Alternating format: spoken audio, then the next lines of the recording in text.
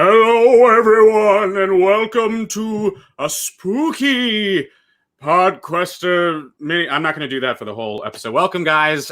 Today we are discussing the Night of the Living Dead Sequester Mini from last night, in which Kim was crowned the winner by a vote of 5-2. I have with me, as always, my partner in crime here, Louie. Louie, how's it going? Very well. I made a mad dash through my apartment before this started to try to find something spooky to put on my face, and came to an unfortunate realization that I have nothing here. Louie, without coordinating that, I did the same exact thing.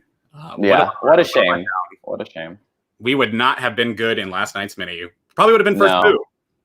Probably. Well, I have so many ideas now. Halloween, Audrey, please do it again. So many ideas for next go around. So we have some great people joining us. Today's formats, we're trying something a little different, so bear with us while I try to navigate that and make it not go terribly, but we're going to be trying and to include as many guests as possible, as many players from last night's game to offer their insight and their 2 cents. But joining us, we have a core group, and I'd like to set them up right now. We have, you know him, you love him. I personally thought he was going to be a hero in the All-Stars mini this past weekend. But thankfully, we did not have to go without seeing him this weekend on our screens. We have Neiko joining us. What's up, guys? Thankfully, you're not covered in blood anymore. I mean, I had that on until like 2 a.m. God, it was awful. And you didn't get stained or anything? You know, I did. It was hard to really get off. I had a shower afterwards, and I was scrubbing. It was hard. I don't think I bought the right paint. Let's just say that. Let that be a lesson. It's your signature look now. It's your signature look. I know. I'm have to bring it back. Yeah. Every time if I play again, I'm just gonna put it on, even if it's on a Halloween one. See what people say. So might be a good strategy. Some kind of war paint. People wouldn't want to target you. I'm ready to go. Yeah. And then next we have, he made it to the final 2. He had some of the best jury answers that I've ever seen. Up joining the ranks of Brendan Meyer from the Influencer Mini a couple weeks ago. We have Jacob. Hi, Jacob. Hello. How are you? You look a little different without the makeup. Yeah, I've gone back to my normal self. Somebody made a joke to me yesterday, like, you should just like come back, say your name is Jake, and then not wear makeup, and nobody will know that it's you. And I'm like, that's brilliant. Not a bad strategy. Who knows? Who knows? But thankfully, we have Jacob here, and we do know him, and we love him. You were saying that you were so surprised by the response that you got from people afterwards. I honestly was, just because I knew that I was just very under the assumption that the moment I started going after Kim, like very vocally towards the end, trying to get to the final 2 without her, I was like, oh God, Twitter is not going to be happy with me. Yeah. Oh no. But I'm pleasantly surprised that I wasn't as hated as I thought I was going to be. There are some people in the live chat that really didn't like me, but their comments actually made me like crack up. So that was fun. Well, you can't please everyone. There's always of course not. I feel like there were definitely 2 distinct teams last night. There was Team Kim, Team Jacob. It was pretty evenly split in terms of who people were rooting for. And that was shocking to me. I thought it was going to be a landslide of everybody rooting for Kim, but the fact that some people were actually like, I think I want this one to win. I was like, okay. Yeah, no offense to Kim, but just like when I was reading the Twilight books in high school, I've always been Team Jacob, baby. You know what? Thank you. We also have, by the way, speaking of Kim, she will be joining us a little later on.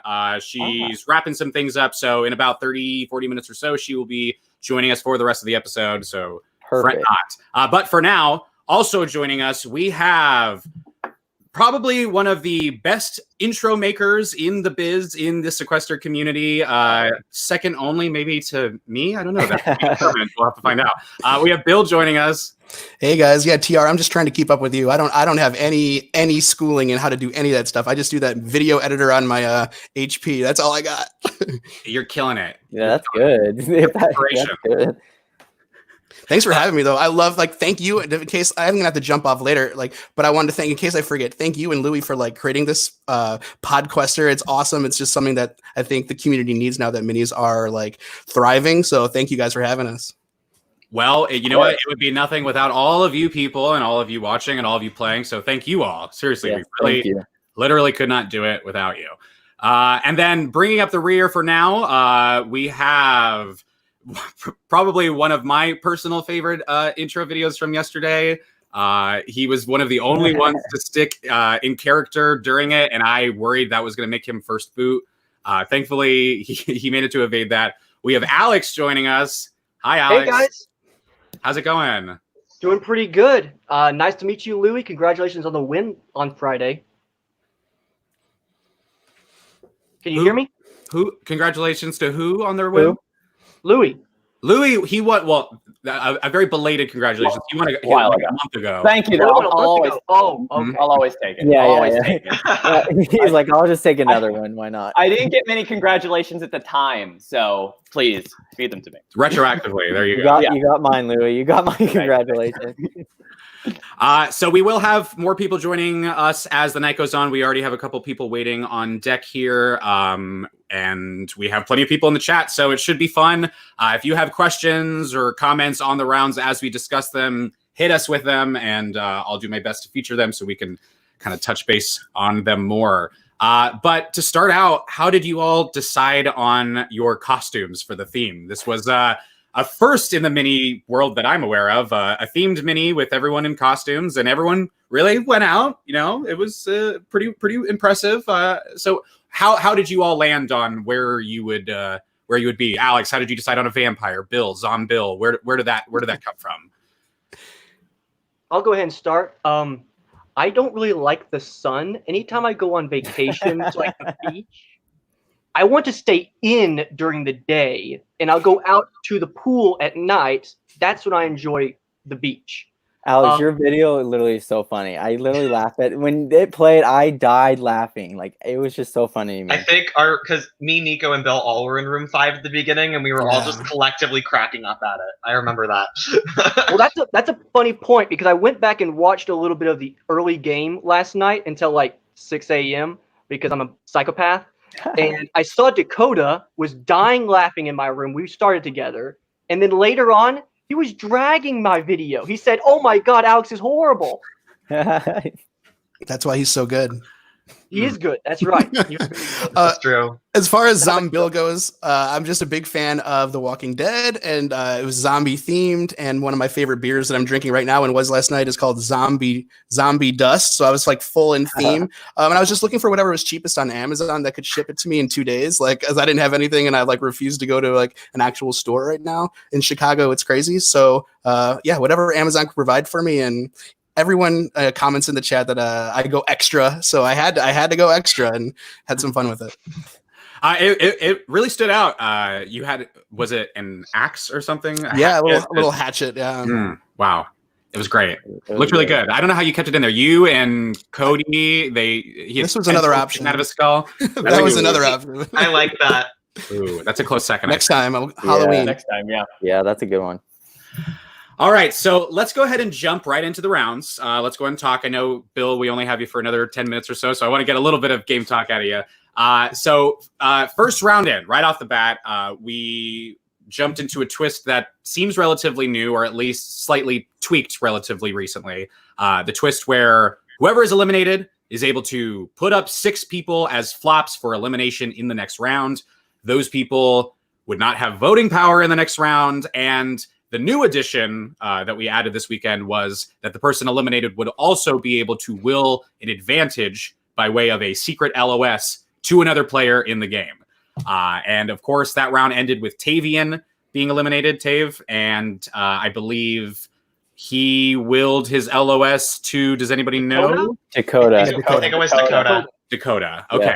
Well, let's talk about that. So how did we land on Tave? How did we get to that? Because I know that necessarily wasn't from the get-go the clear target. We kind of got there over time. So how did that happen? Yeah, I mean, watching back, I think that Tavion's name did come out really early because of his video and just making the fatal mistake of saying that he's a good liar and that his mom believes he's a good liar. I saw that jump up in a bunch of rooms. Our room was really slow to get started, which is totally my fault and one of the reasons why I should have gone home early, because I didn't play it hard and like make a move and just leave. Because my name was coming up in other rooms as well as like a secondary name. But Tavion screwed himself, and then it just started rolling from there. Just his video alone. Videos make a difference. Yeah, For that sure. really was the main reason.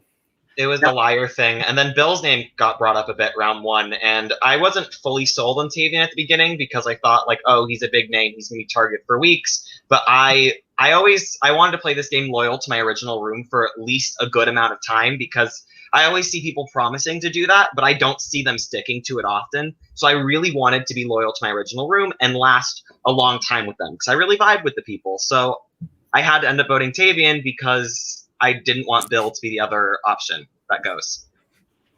We have Drew here saying, well, his room, they immediately threw out Bill. I also observed there was one room that did. Keegan was also going around. There was a couple of names, so it wasn't clear from the get-go. So Yeah, Keegan, I can go ahead, jump Alex. off of what Jacob said. So like Jacob said, I wanted to stick to my original group, and I actually went to bat for Lee in 2 rounds, and I tried to save him as much as I could. Our original group started pushing Keegan or Tavion. I did not want Tavion to go home because I honestly wanted a white male, but apparently that's what sunk my ship. So I started pushing Keegan, didn't get any traction, started pushing Bill. Hannah came into our room and told us that her starting room, room 3, which was Drew, Tavion, Hannah, and I can't remember. I've got all my notes. They started saying Bill, which is something that's backed up by what Drew just said in the chat. So they started pushing Bill, and then when Bill came into my room, I told him about this. And this was my play for the round. I wanted that LOS. I wanted Bill to go home. I wanted him to put those 4 names up on the block, and then I wanted to get to the LOS. Yeah, to be honest, Alex, like I wouldn't have even thought to give you the LOS. Like you were not at top of mind at all. It never was coming your way. Someone would in you the have given chat it did to? ask, though, that who would you have willed it to? I probably would have given it to Lee. Lee is asking that. Yeah, so which is why I was okay. We can get to the second round in a second, but Alex, it's so funny that you said you brought up Keegan because after my first room dispersed, I went up to another room and was about to say like spread Tavion and noticed like with a quick second that Tavion was in that room. And so I had to come up with a name because I was about to say his name and I had to immediately switch to Keegan. So I just randomly said his name, but if you said his name strategically, that's how it started building like for him the next round. So Aaron in the backstage, he's saying that he was in room 5 with Bill, Jacob, Neiko, and when he left, they met Tavion, and Tavion suggested to him Keegan as well. So Tavion was also spreading Keegan. We had all 3 of those names kind of bubbling and building and going around. Exactly. Yep. I noticed, Alex, that in this round you spent like a solid like 4 or 5 minutes like by yourself in a room. Just that was my biggest mistake. My biggest mistake was I wanted to play like Braden. I saw that was like my first mini that I ever watched was Braden just sat in a room by himself, chilled, and said, "I'm not going home, so I'm just going to sit here and keep my name out of other people's mind." And so I thought that was a good strategy, but I didn't get to meet anybody, and that was my downfall. Yeah, I didn't meet you until like 4 or 5 rounds in, and at that point I was like, he's just the one I'm least connected with. So you had you on my list of people I wanted out next, just because I had no idea, because I didn't know you were sitting in a room by yourself. I thought you were talking to everybody else. So I was like, if he's low on my list, that means I'm probably low on his list. You know what I mean? Yep. Yeah, I feel like there is, a situation further in the game where it can be beneficial. And that's, at first I didn't think there was at all. But when you do know you're safe and you can kind of hide out for a bit, it works. But it's very hard to do it that early in the game. Like the biggest reason to pick people off, aside from the video or playing before, is just the fact that someone hasn't spoken to you. And in those early rounds, just making connections or at least just getting some sort of FaceTime with people is so important. Mm-hmm. So in the round I eventually go home, all the people voting I had not gotten to see yet. So yeah. Yep. So thanks. I was actually I was going to ask you, Bill, and it was one of the things that I wanted to discuss a little bit, just because, I mean, it seems like you've been targeted early a few times now. And I'm kind of thinking, because you're playing with other people who have played before, but do you think it's just because you are such a big personality and so recognizable that you come to mind first, as opposed to somebody like, Dakota's played 3 times, like Neiko's played twice, Kim has won the online Sequester. Like, why does your name come up? Yeah, the people that I recognized in the game, and there was some commentary saying that the Bill probably knows everybody. I only knew about 7 or 8 people in the game total. But the people that I knew, I noticed, like, as I did the watch back, were protecting me throughout, like, the time that I was there. It was the people that knew me that I didn't know were the ones that were coming after me. And because of the way that the last game went, when I put that hyper aggressive video out there and then played hyper aggressive and only really got targeted because Braden decided to be a bitch. And that has carried over to this one. And we've both commented, mentioned each other in our videos. So like there's this building funny thing there, but it does make us more recognizable. And I think people were just afraid that what I was attempting to do last round was just spitfire names was going to happen this round. But if you go back to my first room this time, I didn't play it that way. I tried to play it slower, which was my fault. You just never know what's going to happen. And yes, I have a big presence in the community because of being an OG and just being like, doing some podcasts and things like that around the community. But I'm not like one of those live players, and I'm not a winner. I'm not someone that people jump in a room with and be like, oh my God, it's Bill. I'm not like, I don't have the Kim factor. So it's like, he's recognizable, but he's not someone that I want to fawn over. He's not, and that therefore I don't get that, like that Muna respect, that Kim respect, that MP respect. And that's just the way it's going to be. And I understand that. And so, I clearly have to do something different in order to get farther. But before those 2 early exits, I had a string of like 3 or 4 times that I made jury in these minis, but it's just in this new system of the COVID minis where I've had some problems. Justice for Bill. Yeah. Oh, 100% justice for Bill. I was so upset when he actually got eliminated. I never voted Bill. I never wanted to. I was always trying to deflect his name because I really wanted to play with him, and I was bummed that we didn't get to for a long period of time. But I enjoyed the first couple rounds that we got to play together, and I'm glad we were in a starting room. Yeah, because I remember in the first room I recognized you and I thought you had played because I'm like, I know this name. I recognize, like, even though he's in full of makeup, I recognize this Jacob. I just couldn't put it on what, and I was like, I'm going to work with him regardless. That was so funny. You're like, I think we've all played before. And I just sat there like, I know. And then my heart sank when you said you hadn't. I'm like, oh my God, he's going to come for me because I said, let's go for the newbies. So it seems Alex had to pop out for a second. So we have Lee here to kind of fill in for him for a second. Hey, everyone. Hi, What's up, Lee. Lee? How's it going? Do you have any thoughts on the first round that we've been talking about that we haven't addressed yet? I do. So my first gut was to gun for Hannah.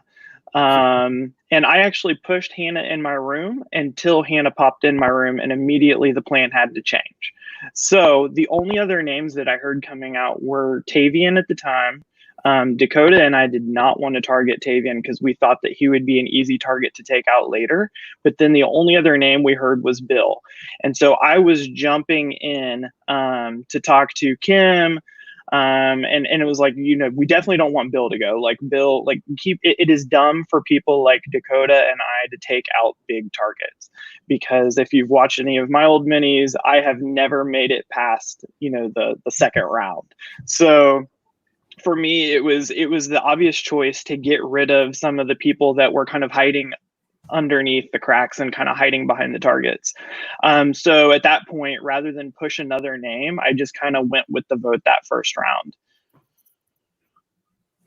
I was surprised that you would target Hannah first. It kind of goes against your initial strategy that we remember from like the first game where you said you didn't want to target The girl. any of the women. Yeah. What changed your mind on that Screw approach? it, let's do it.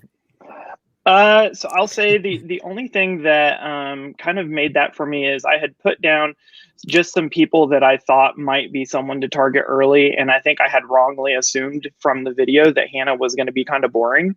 And then immediately she popped in the room, we talked, and I was like, oh, she's not boring. And I was like, I just have to flip the plan now. And really for me, just flipping the plan was just saying, okay, Tavian's toast. The other thing that I kind of wondered about, and obviously I didn't hear Tavian say this, but Tavian seemed like he really liked Dakota, and so I was wondering if Tavian would give Dakota the LOS. At the point where I knew that I was working with Dakota, I was thinking it's great to have an LOS on our side. The twist of that for me was I had a feeling if Bill went out that he would give me the LOS, but I realized I was like, it's better to keep him in the game because I'm not really good at playing LOSs correctly anyway. So I want to say, Lee, I thought that you played a much stronger game than you have the last couple times that you played. I thought you really, really stepped it up this time, and you were like hustling in those first couple of rounds. I noticed. Yeah, I would say, for me, and I don't want to jump too far ahead, I would just say, I think for me, the first round that I played in was definitely the most passive round, other than just trying to keep a target off of Bill. Whereas I saw the other rounds, I definitely was much more active in trying to push targets and trying to make those targets stick. And definitely saw, as we'll talk about later, I think the double elimination for me was really a litmus test for whether or not I had built social relationships and whether those things, whether I had like a good grasp on those social relationships. But I don't want to jump too far ahead into that. No. So let's not jump too ahead. That round ended with Tavian, being eliminated. The LOS was willed secretly to Dakota. And the people put up as flops in the next round were Brian, Bill, Lee, Derek, Neiko, Keegan. Is that it? That's it, yeah. I think it was only that, yeah. So Bill, before we lose you here, what was your strategy going into that second round? How are you going to avoid being eliminated? Well, once again, we had a slow start to a room, and once again, that's probably my fault. But Keegan apparently, came into my room. There was a vote lock essentially, because all the people that were nominated were in 4 out of the 6 people that were nominated were in a room together with Lee, and I wasn't in that room. And so Keegan, as I watched back, immediately dropped my name, and then they scattered, he popped into my room and he lied that Lee had said my name. He was just putting all the blame on Lee, which really triggered like something's wrong here. He's lying. Something has to be wrong. And I wasn't 100% sure because Lee and I have a little pre-existing relationship outside of the house. We ended up in Las Vegas at a reality thing, and we're like final 2 heads up in a poker tournament. He won, if you want to know. But so I'm like, there's no way Lee's selling me out. I'm like, this is not another Braden situation. This can't happen 2 times in a row. So I was like, okay. Then I was like, well, if fuck Lee, like we can send Lee. Like, so I went and found Lee and told him this. I'm like, Lee, you're going to hear that I'm putting your name out there because Keegan came in and said said you were saying my name, but I don't even believe that. I think I mixed up the names and said someone else. I think I said Brian had said that, but it was Keegan. And your name did come up. And I will say, like, my biggest thing was go make sure I can spread a different name. And B, I don't want to sit, and I think this will come up later too, is I don't want to sit in a room with people that can't vote. Like, it makes no sense to talk to people that can't vote. And so I'm certainly not going to throw out a name to people who have nothing to lose by saying I threw out a name. Yeah. So we squashed it. Yeah, we squashed it very quickly, and I turned just it to remember Keegan. I dropped Keegan everywhere because I had heard someone came to me pretty quickly and said that Keegan and a couple of others, I think they had told me it was like Ethan and maybe Zach, they had dropped my name, and I said, well, Keegan's out. And so for me, that was just what I needed to do. I was like, well, Keegan's gone. Yeah. One person that lies on your name is the only one that you need to vote him out. Yeah. Hey, I do have to leave in like literally 60 seconds. So let me just say like one thing to catch you up in that round and the previous round and the future round. And then you guys can go into detail about it. But that's that second round. I found the LOS right away. My internet was on point. And I had a nice little setup to like hunt for it. Got the LOS, found out that I was one of 3 names, was pretty sure it might not be me, but like couldn't take the risk. And so I had to play the LOS. As you heard Audrey say, it was played ineffectively. But I guess they gave me a little information that people, weren't voting me as much as I thought they might have been that round. And then I'm thinking, okay, I haven't had a chance to breathe. I've survived 2 rounds. Oh my gosh. Okay. Audrey's going to do the room roulette. This is about that right time. And she throws in this this new twist and a double elimination twist after Bill plays an LOS and everybody knows about it, and Bill played it incorrectly, and Bill probably doesn't have a second one. I'm like, oh shit, I guess I'm probably going home here. I need to move fast. And so that round we did. I put out Derek right away, but then found out that my name came up again. Lee gets all the credit for making Brian go home. And then I thought so much that Zach was going around too. That was a big name if you listen throughout, Zach, but the name fell off of Zach as well, and Derek. And I really thought that I might have been safe that round and was disappointed to go home. But I loved playing. I've never played harder and faster. Like once I found my name was around, I never had a chance to breed, never had a chance to really communicate and like make relationships with people. And I feel bad about that because one of these things is when you go the distance, you get to know these people a little bit better. So if we do have a chance to play again, keep me around and we'll see what happens. But I do have to go. Thank you all so much. Thanks for coming out. I spit out as much as I could in a quick amount of time. Bye, Bill. We'll see you Love later, you guys. Bill. See ya. Bye. All right. Well, we'll bring in Alex back in for the time being. Hi, Alex.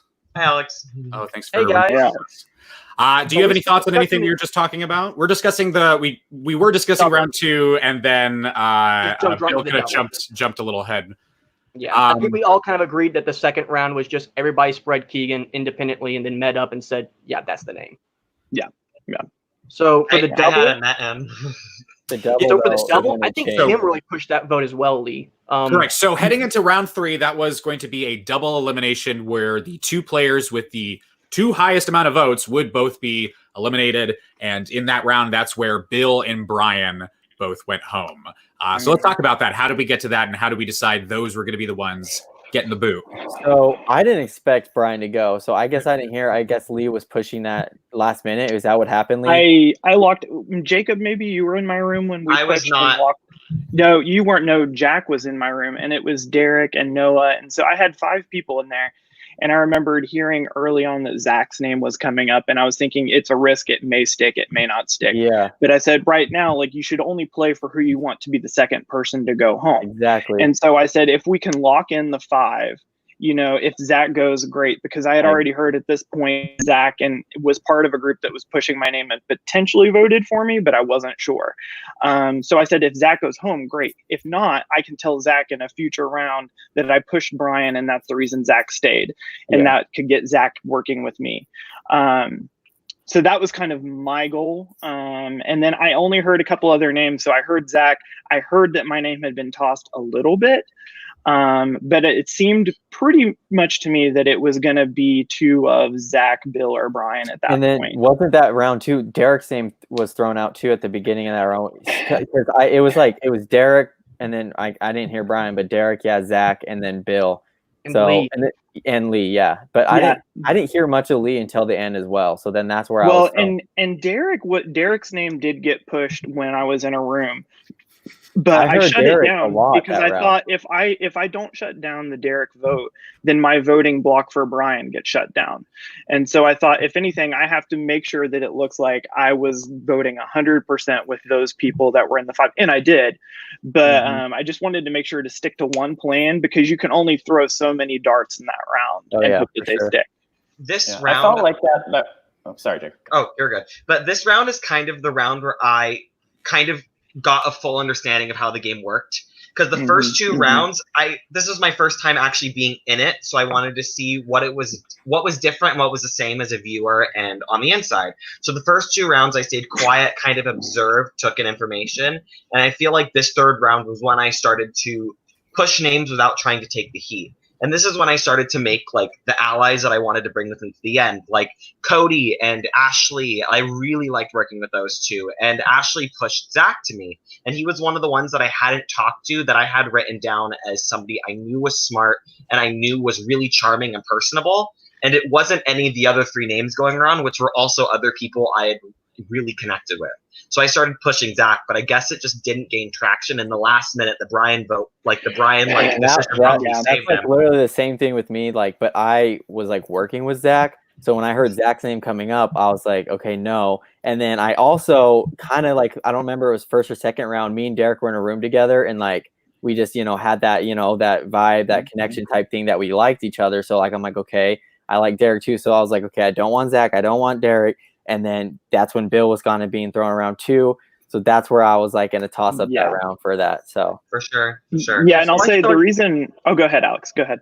Yeah, I started the double with Kim. So she joined my room after the round ended when we were already muted. So I was just down at a dance party with her. I hadn't got to talk to her at all yet. As soon as the round starts, Zach jumps in the room, and I said, "Oh, you're the second devil that I've gotten to see." And so we pitched Brian there. And we also assumed that Bill would be getting a lot of votes because he just played in LOS unsuccessfully. So I pitched to Kim and Zach. Let's vote Brian. And then Derek came in. We all started spreading Brian and Bill, but we were going to vote Brian. Yeah, and I will say part of the reason why I brought up Brian was because I hadn't heard Brian's name in the strategy at all, and definitely not as someone that had thrown out a name. So I felt like if I threw out Brian's name, he probably couldn't get the traction to turn it back around. Whereas if I threw it at Zach, and I think part of the reason why Zach didn't go is everyone assumed he was the one going, so they all built a backup plan, which was fine too, because then I could still say I didn't vote for Zach. But that was kind of my reason for putting Brian out there. It seems very much like a timing thing, just in terms of, and you hear it so much like on Survivor, for example, you want to be the last person to talk to, so the last name before Tribal Council is the one that goes. Like Zach was clearly going at the beginning of the round. Everybody was saying Zach, but as the round went on, it kind of tapered off. And we spoke about this like right before we went on air. Like Bill's name got out there at literally the last second in terms of right before Audrey called time, 2 more people heard to vote Bill, and that was the difference. And that's all it takes sometimes is just a couple of seconds to change somebody's game. Or literally someone just coming into the room last second and being like, vote this, and the people are like, oh crap, okay. It's literally, last second. Was it this round that Ashley and Zach had the tiff? Yeah, it seemed like that was the entire game. It started pretty early, It was either this round or the next one where they started coming at each other. So I think next round somebody told him that Ashley was the one pushing his name the hardest the first round, and then that whole spiraled. And then in my mind, I was like, okay, Zach has to go as soon as possible. I am not losing my girl Ashley. Sorry about it. Yeah. So Bill and Brian were the tragic victims of our double elimination round, which brought us into round 4. Now, this was the button twist for the game. And this was a very interesting spin on the button twist, something that I don't believe that we've seen before, which was, of course, if you don't know, the button twist is all the players are presented a red and green button. They are given the choice to anonymously press one when messaging Sequester Bot, when messaging Audrey.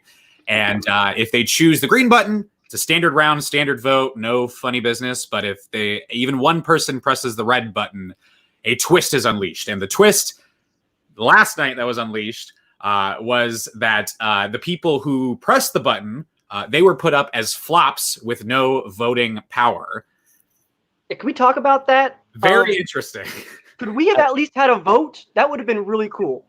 With no voting power, that's right. Yes. So I hate myself for always. I was like, that was 2 rounds in a row. I believe it was Alex, it was Derek, it was Ashley, it was Ethan, everybody but the 6. Dakota. It was everyone but Lee, Zach, Aaron, Jack, Hannah. Yeah, and Dakota in the early part of that. Yeah. Correct. Yeah, and I remember at that round, and I talked to 4 of those people, so I knew I had an uphill battle that round. Yeah, I will say, so in the very beginning, I started with Neiko in that room, and I had unfinished business because now I could say, like, I saved Zach. And I told Neiko, I was like, I know you've probably thrown me out. I pulled out Lucille a little bit, and I said, I was like, I will protect you. I said, but you got to return the favor. I don't care if you voted or you didn't vote. We've just got to squash it here. It was just 2 of us in the room. And my goal at that point was to get Ethan out of the game, because I said, if I could get Ethan out of the game, I have Zach indebted to me. I have Neiko indebted to me. I have Dakota. I have Kim. I was like, it's best to keep the bigger targets in the game, because as soon as one of the big targets goes, the others just start dropping like flies, because it's like, to, the Survivor reference, like the hyenas just kind of come in. And I don't know who I would call the hyenas in this moment, but like I said before, I've been the target always. So for me, you just have to keep the targets in. But the problem is I tried to go to find people who had the votes, and I went to room 1.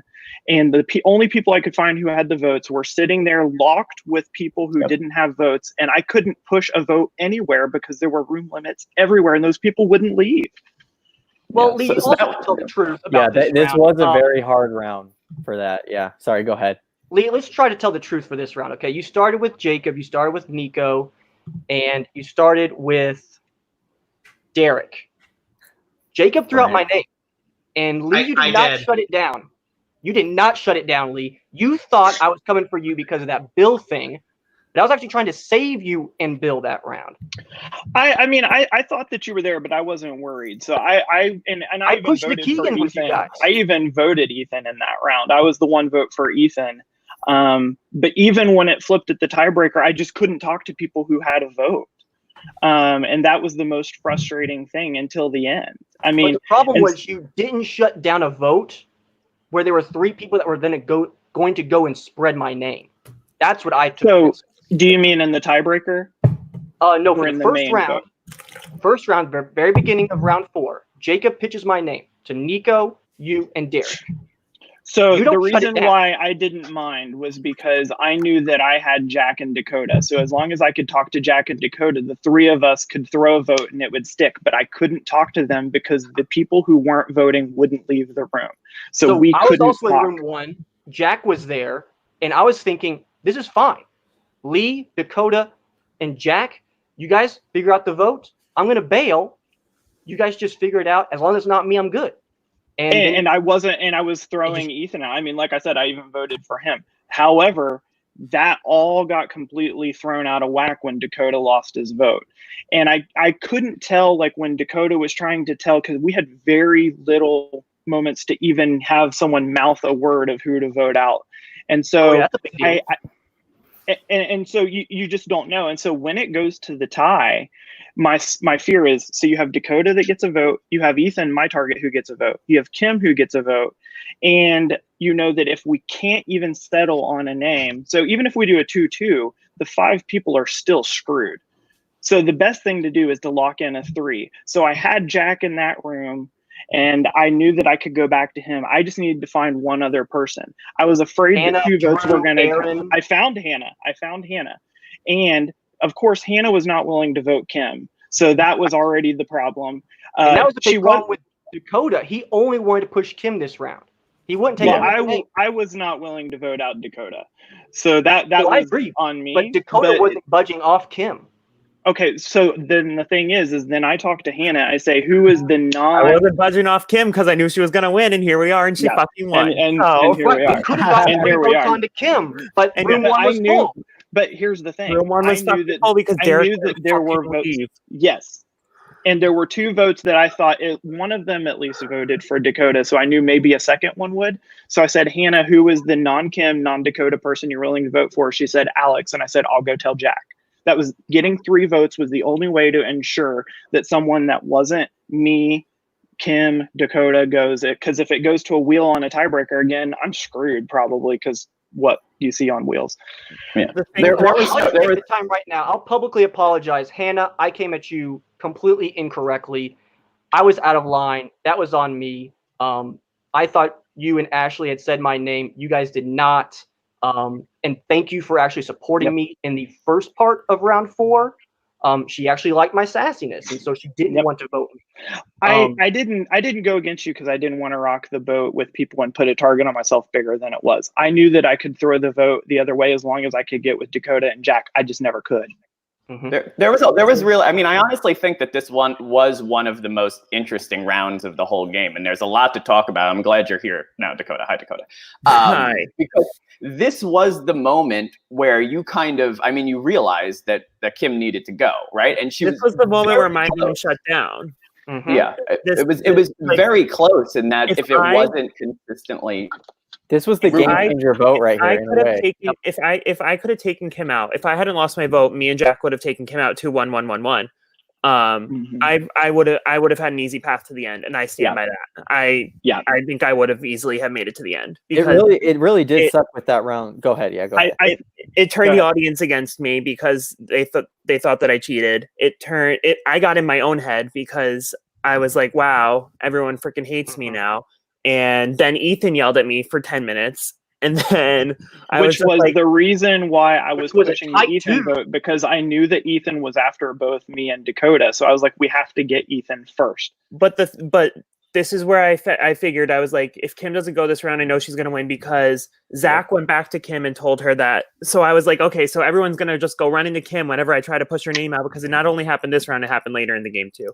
But the thing that annoyed me more than Kim not leaving was the fact that we had 3 or 4 people in the room 1, and we said, Derek, you're good, leave.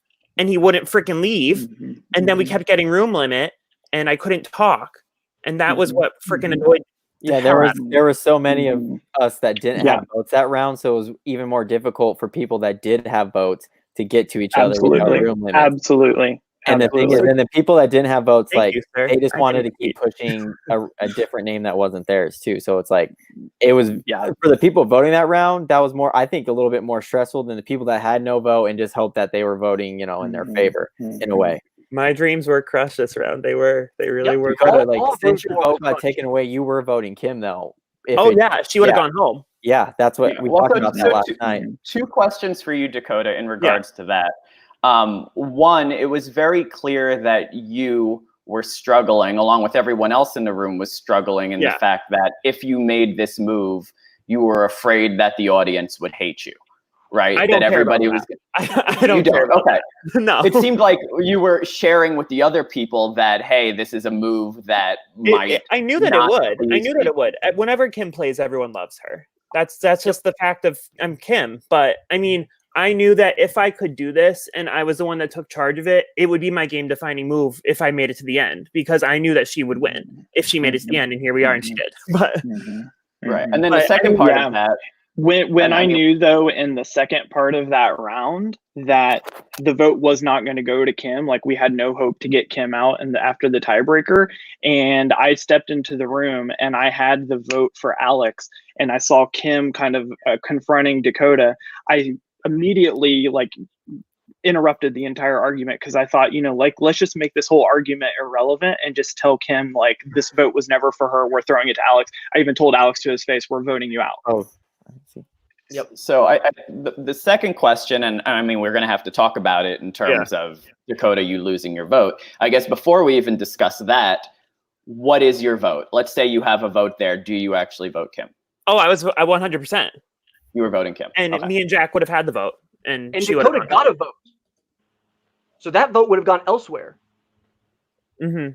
I think if it had been originally, I think Aaron said he was going to vote for Kim too. He told me that after we finished the game.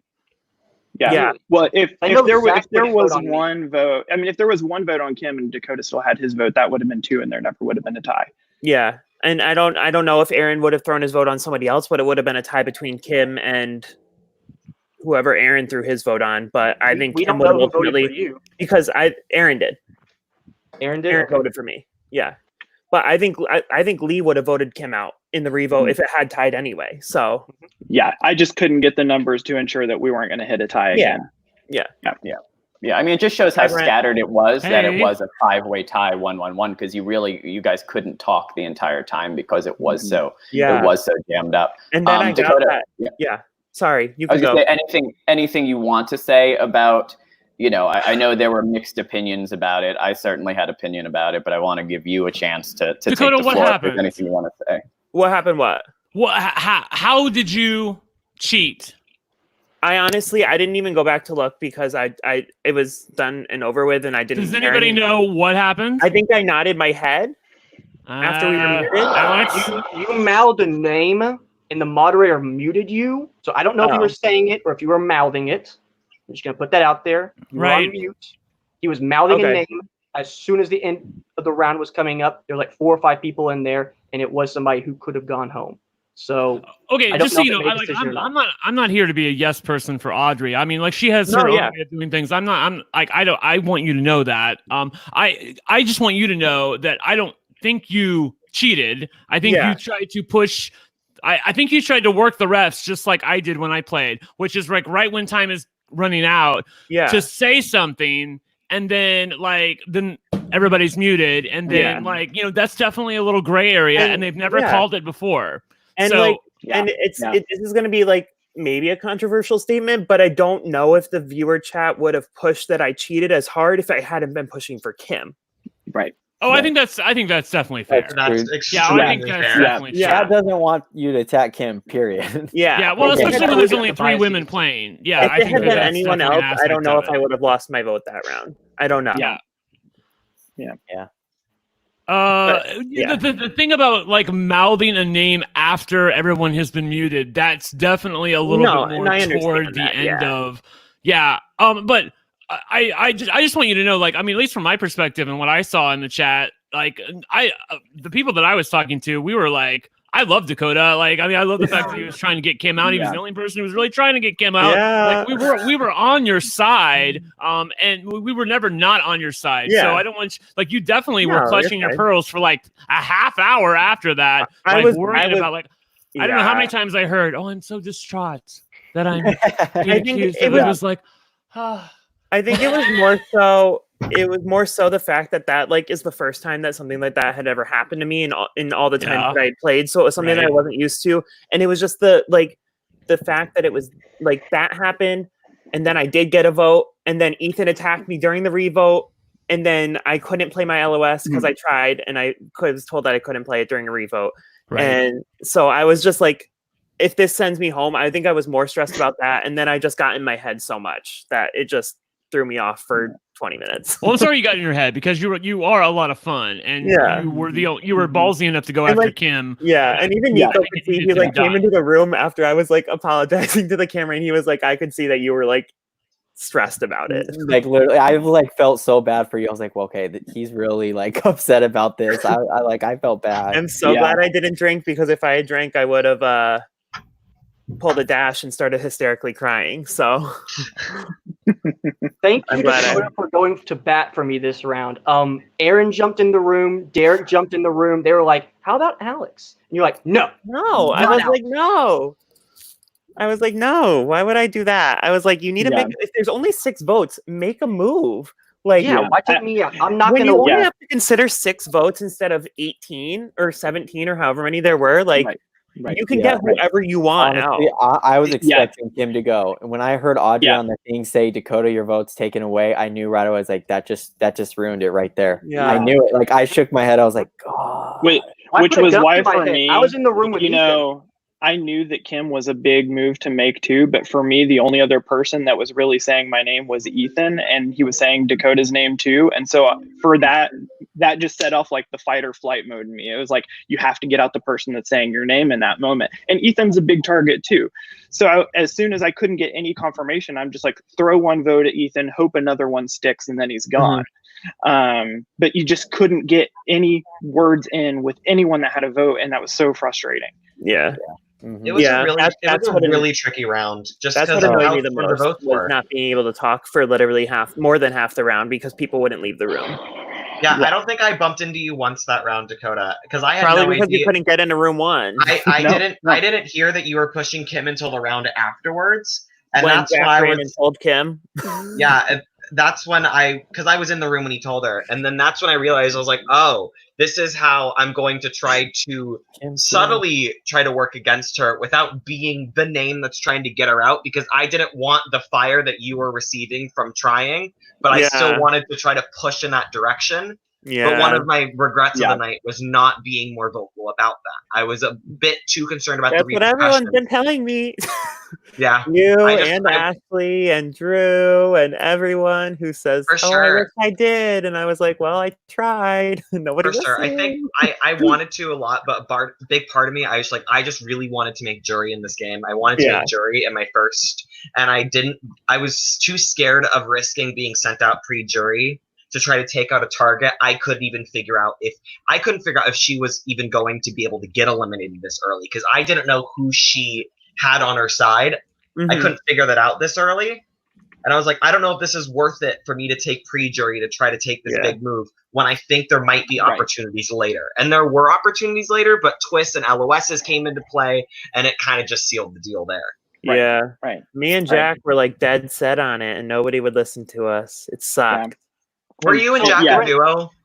Were you and Jack were a duo, right? This round is what turned us into a duo, because we were like, I hadn't really even talked to him prior to that, like maybe once. But then when we were both like, let's do this. And he was like, yeah. And I was like, okay, you're willing to make big moves. Let's do it. And then. So I just remember whenever I'd come into a room and see Jack or you guys were always together. It and I was somehow like, ended up that way.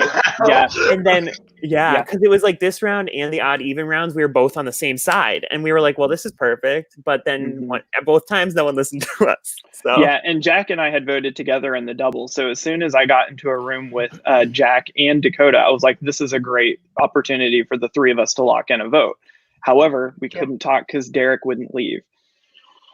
So wait. Can we like just back that up real quick? Yeah. Like, why can't you talk with somebody else? It was room limit. We had 17 people in there. Derek was forcing the room limit, and there were 4 of us that had votes in him. But there's so many times where people like want to make a plan, but they're mad because like somebody else is in the room, and I'm like, why don't you just do the plan? I don't care about that. Yeah, exactly. Yeah, no, I don't care about that. It literally got muted by the mod. Yeah. So we had no choice. And then I was gonna try to like be like, hey, let's go to this room, but then I knew as soon as I said that and we all dropped, everyone would just follow us to that room anyway. So definitely. I think and maybe good on the players for recognizing that Dakota and Jack and I were gonna vote together and probably carry that vote if we could successfully have a conversation. But I don't think that they were reading that. I think that they just wanted to be right where we were all the time. Yeah. Dakota, are you okay? Like, because you weren't okay last night. So have you recovered from last night? I'm fine. Do you feel good about the way things went or not? Yeah. You can be real. I mean, do you feel like it was unfair? Do you let me ask you this question. No, and there need to be rules. And I understand that. And do you feel like it was unfair that the chat came for you and you got specifically disqualified for your vote because you were specifically coming for Kim? Like, I mean, you basically said that. So I feel like that's what you're trying to say.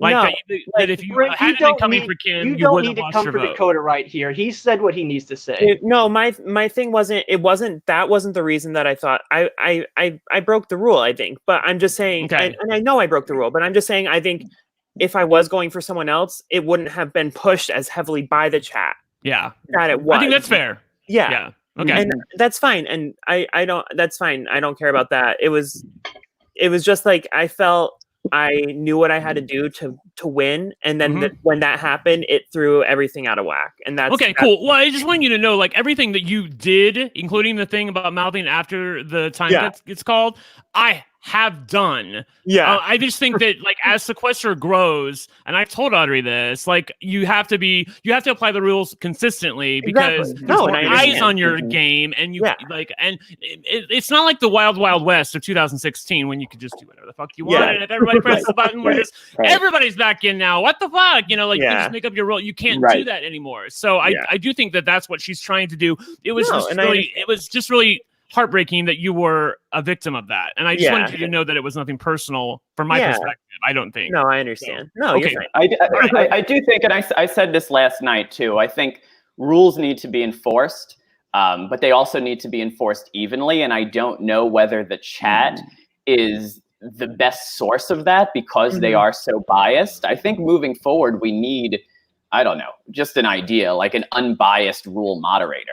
Like have someone, if we're going to go along those lines, we can't trust in people who obviously have favorites or pulling for certain people. Have one person whose designated job it is to search out for these things, and we won't have, those issues. I mean, I just think it needs to be the moderators because you can't be a rule moderator and watch all 5 rooms. Like, a lot of the time, like, sometimes my YouTube chat would lag, and I wouldn't hear, and I wouldn't hear that the room or that the round was over until like maybe 10 seconds later.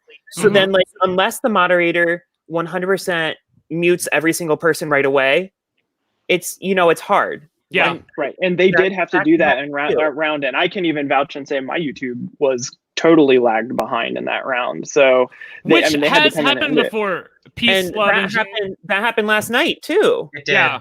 People were all saying that I was in the YouTube chat as someone rooting for myself, which I would never do because that's just stupid. But like, I remember when my mother said that she was in the chat. She was like, "No, we're not in the same house. Don't accuse him of cheating right now." Right? Yeah, because I mean, that's what people were saying. And then I went back and looked, and then the people were like, Ethan's in the chat. And then they were saying like, oh, somebody's talking and somebody's in 2 rooms. And then it's hard. Yeah. It's just hard. Yeah, I don't think that the chat, I agree with your assessment, Louie, that I don't think that the chat is the best arbiter of that. We've had problems before, like during the Big Brother game, somebody said that Tiffany was cheating and it obviously was made up. So like, it's not really great to listen to the chat unless like there's an overflowing like amount of information. But if that's happening, it seems like the moderator should know about it in the first place. So like the moderators need to be empowered to tell Audrey, and then she has to make a call. There can't be someone watching all 5 rooms. It's just not possible. I would agree with that. And I think part of that also goes in is that not only are the chat going to like not, rat you out because you went for Kim, but they may also they pay extra close attention to people they don't like. So, I mean, I'm sure that I had eyes on me a lot. Dakota, I hope you can at least take solace in the fact that you had the right idea. I know that I did. You tried to tell these people, and everyone listen. That's like my takeaway from this game was like I tried to tell these people, and here we are, and she won. And that like, and if she hadn't won, I would have been like I would have been probably a little more upset than I am now. But then she did win, so I was like, well, I tried. Yeah. Well, speaking of, I guess we'll finish up this round. So unfortunately, after the 5-way tie, we said goodbye to Alex, which Alex, I will say, by far the best video of the entire night, far and away, which is not even close. Yeah, I was a hot mess in the second part of this round. Yeah. Like, the 2 names I had heard were Derek or Kim. That's what Dakota told me to throw out. I said those 2 names to Hannah. She shut down Kim. So I'm like, all right. Hannah was like, I don't know what was in Hannah's mind all night, honestly. Well, I can tell you, after one of the rounds, I was in a room with Kim and Hannah, and I don't know what was going on, but Kim was saying, Hannah, I talked to Ashley, and I said, we're going to make a girls' alliance, and I'm just sitting in there in the room with them while she's saying that. I was like, oh, am I one of the girls? Cool. I feel like that naturally happens anyway, but... Yeah. But, I should have been in there. They would have mistaken me for one. I knew then Hannah was not going to vote against Kim early. Right. So that's why I started pushing Derek as the second vote. And I even jumped into room 1 with Derek, had a couple of people in there. I think there was Aaron and Drew. And I said, vote Derek. And I immediately bailed. Derek's in there. He's like, what the hell, dude? And I'm like, sorry, got to go for you. And he already said my name. So it was all water under the bridge at that point. And that was that. All right, so on to the next round. Alex, thank you for joining us. This was a lot of fun. We're going to bring in our next guest here. And it will be the winner of last night, the Queen Stays Queen. Welcome, Kim. Congratulations. Hi, guys. Thank you so much. I appreciate it. Hi, guys. Hey, Kim. Hi, Kim. Hi. So what did we just talking about? Well, we're going to move through into the series of unfortunate here. events for the rest of us. We were talking about the round. Yes, the round where they tried to get you out, where there was only 6 votes, and then there was only 5 votes because Dakota lost his vote. Yes, the round where you should have gone home. You should have. Let's be real. Okay. Probably. No, that's okay. That's okay. Isn't that the point of the game? Yes, totally. Yeah, and I told you that. I told you that on your Facebook post a few days before that. I was like, I would try to take her out early, but I'd be scared of the wrath if I didn't take it. So, Kim, were you aware that early on that you were in trouble? Like, were you aware that was going on, that Dakota was targeting you, and that you were possibly, very close to going home, or did that not, really become apparent till later on? No, absolutely. I was aware of it. But I also I got my LOS, the first one I got at like 18, final 18. Yeah. And when the Dakota thing happened. Would you have waited if I didn't lose my vote? Yeah, absolutely. I wasn't going anywhere. I was not going anywhere that round. So yeah, I would have played it. But I heard Zach went running. Let's go. Zach went running. Oh, Zach absolutely came and let me know, and Alex let me know. And it's like, yeah, just so you know, Dakota's coming for you. And it's like, awesome. And So Dakota just got a self-vote. Let's go vote him then. I was in the room when this happened, Kim. I remember this. I did. So then I remembered, I realized, like, okay, I have two people that are big targets going after each other. So if I'm ever in a room with Dakota and them, I know who to push so that they think I trust them. If I'm ever in a room with Kim and Ethan, I know to be like, I guess I can go on board with Dakota. I was like, this is perfect information. Thank you for saying this so openly. I just made a little mental note, and I was like, okay, noted. Except when I said something openly, what did I do with it? I immediately went to Dakota. You did. And was like, excuse me, what are you doing? And then you left. Oh. Yeah. Well, yeah. Because I was pissed off, but that's beside yeah. I had this little teeny tiny bag, and that's how many fucks I gave. And you know, I had 100% intention of working with you. As soon as I went into your room at the very start of round 2, you left. And I didn't get to talk to you. True. So that is very true. That was my reasoning behind it more so. Like, I knew you would be a threat later on down the line anyway, because I knew who you were and what you've done in the past. But I just used the fact that we hadn't talked as a basis to throw your name out to begin with. Yeah. And that's fair enough. That's fair enough. Yeah. Yeah. I did, trust me, I did not take anything in this game personally at all. I did not expect to get to the end. I did not. No, I was going to be happy. We didn't either. I wanted an alliance that I could push to jury. That's what I really wanted, because I honestly didn't believe. And then I got to jury. It's like, shit, guess I better really work on it now. and I will own, I think part of that round, I started to get to this place where I'll own I was kind of feeling myself, because I had controlled the vote on Brian. No. Yes, no. I was really like getting confident, because I controlled the vote on Brian. I controlled the vote, or at least I partly controlled the vote on Keegan, even though I couldn't vote for him. I controlled the vote on Alex, and I saved Neiko. So I was thinking, if anything, if I can go to Kim and say like, hey, I saved you now too, I can put Kim in my back pocket with Neiko and Zach. Okay. That's really, really good in theory. I've never played in someone's back pocket, so that would have been kind of fun. And as far as like Keegan, I don't know if you knew it, but I flipped my vote on him. I voted for Keegan too. Yeah, I voted for Keegan. I'd never spoke to him. He didn't have anything distinguishing in his video other than his claw, and that's all I wrote down was claw. And it's funny you say the back pocket thing, Kim, because I knew there was no way that anybody was going to have like any influence over your decisions. You are not a player to be influenced by other people. You are the influencer. So I was like, I think the way that I keep Kim from going after me is to make myself look easily influenced. Do you know what I mean? Yeah. Yes and no. Am I influenced by others? No, not necessarily. But I like to have dialogue. I like to have discussion with the people that I'm working with. And that's not saying we need to vote the exact same way every time, but because I would expect Neiko or Dakota or you, Jacob, Lee, any of you, I would expect you to vote for what is best for your game, which is not necessarily what's best for mine. Yeah. But at the same time, looking at those same mutual interests.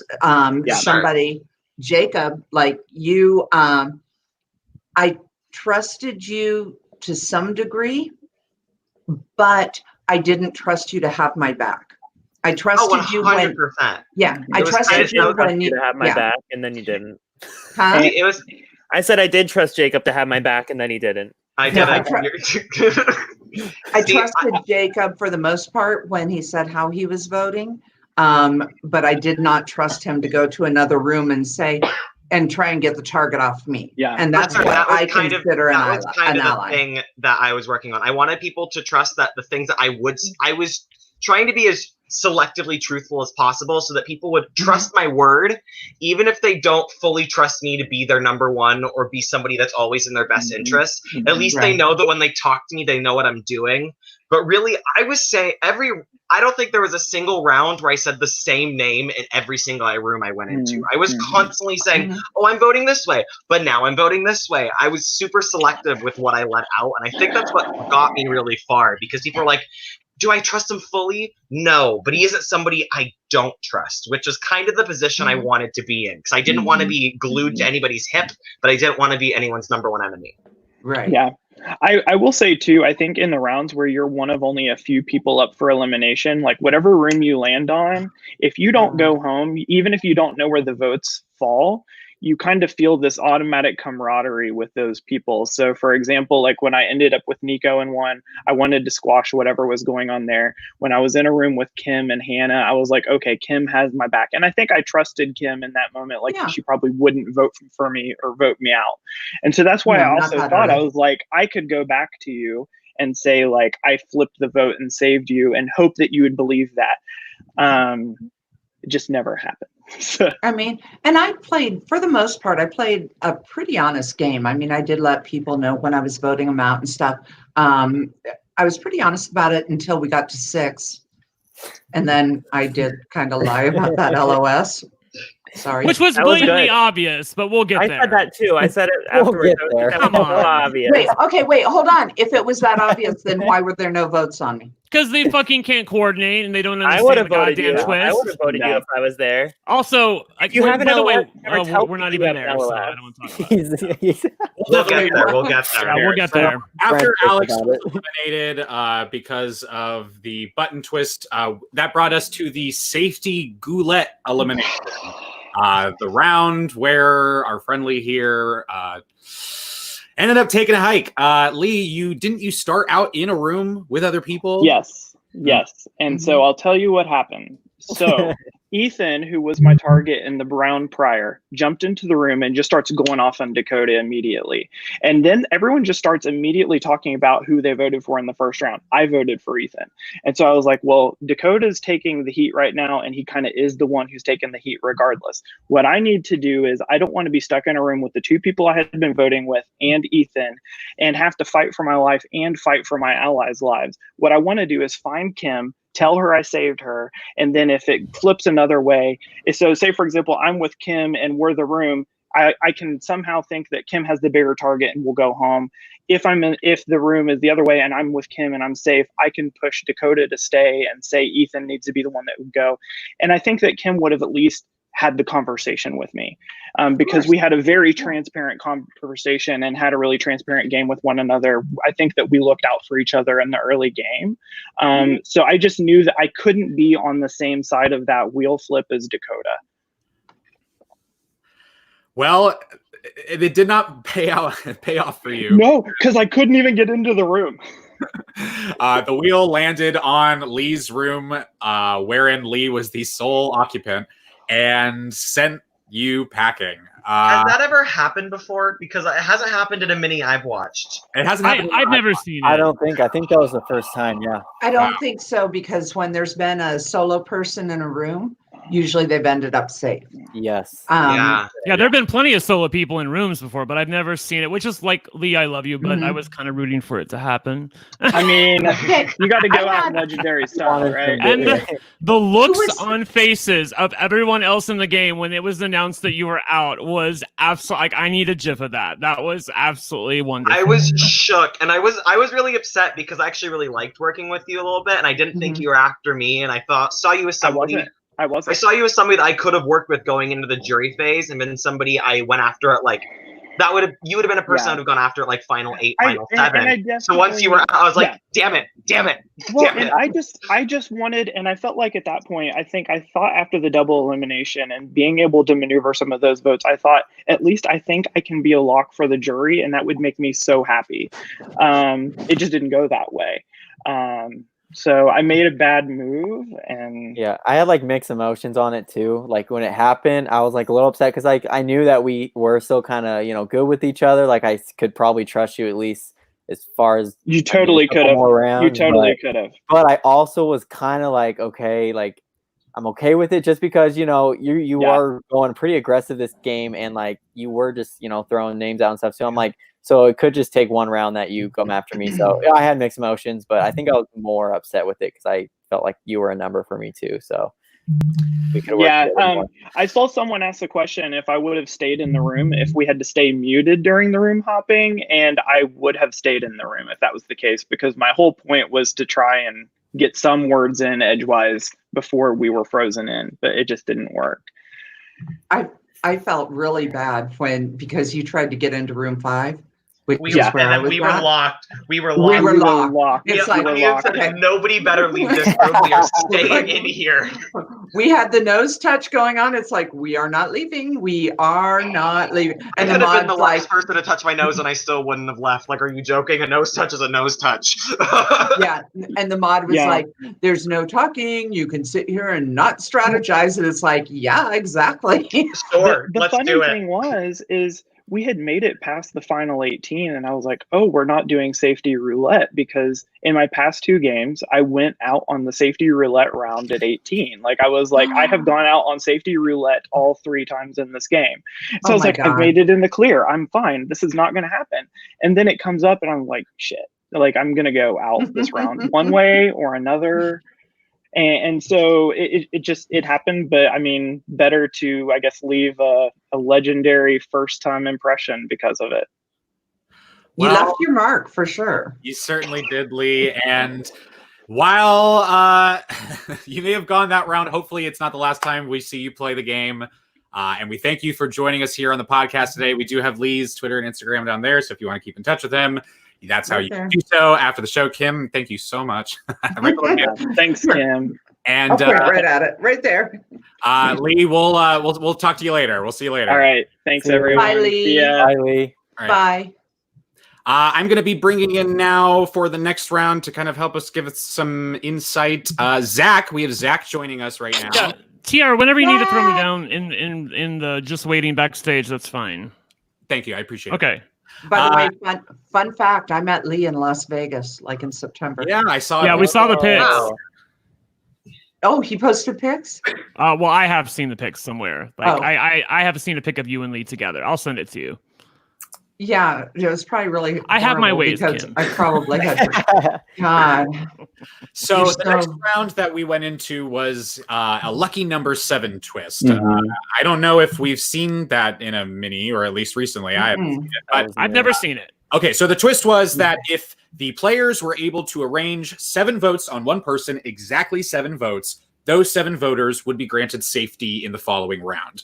If that was not reached, then the second highest number of votes would be the person eliminated. And that round resulted in a tie between, I believe, you, Zach, and Derek, who ended up being eliminated. So let's talk about that, because that certainly was a pretty crazy round. A lot of people didn't think that you were going to be able to organize a 7 vote, and it somehow happened.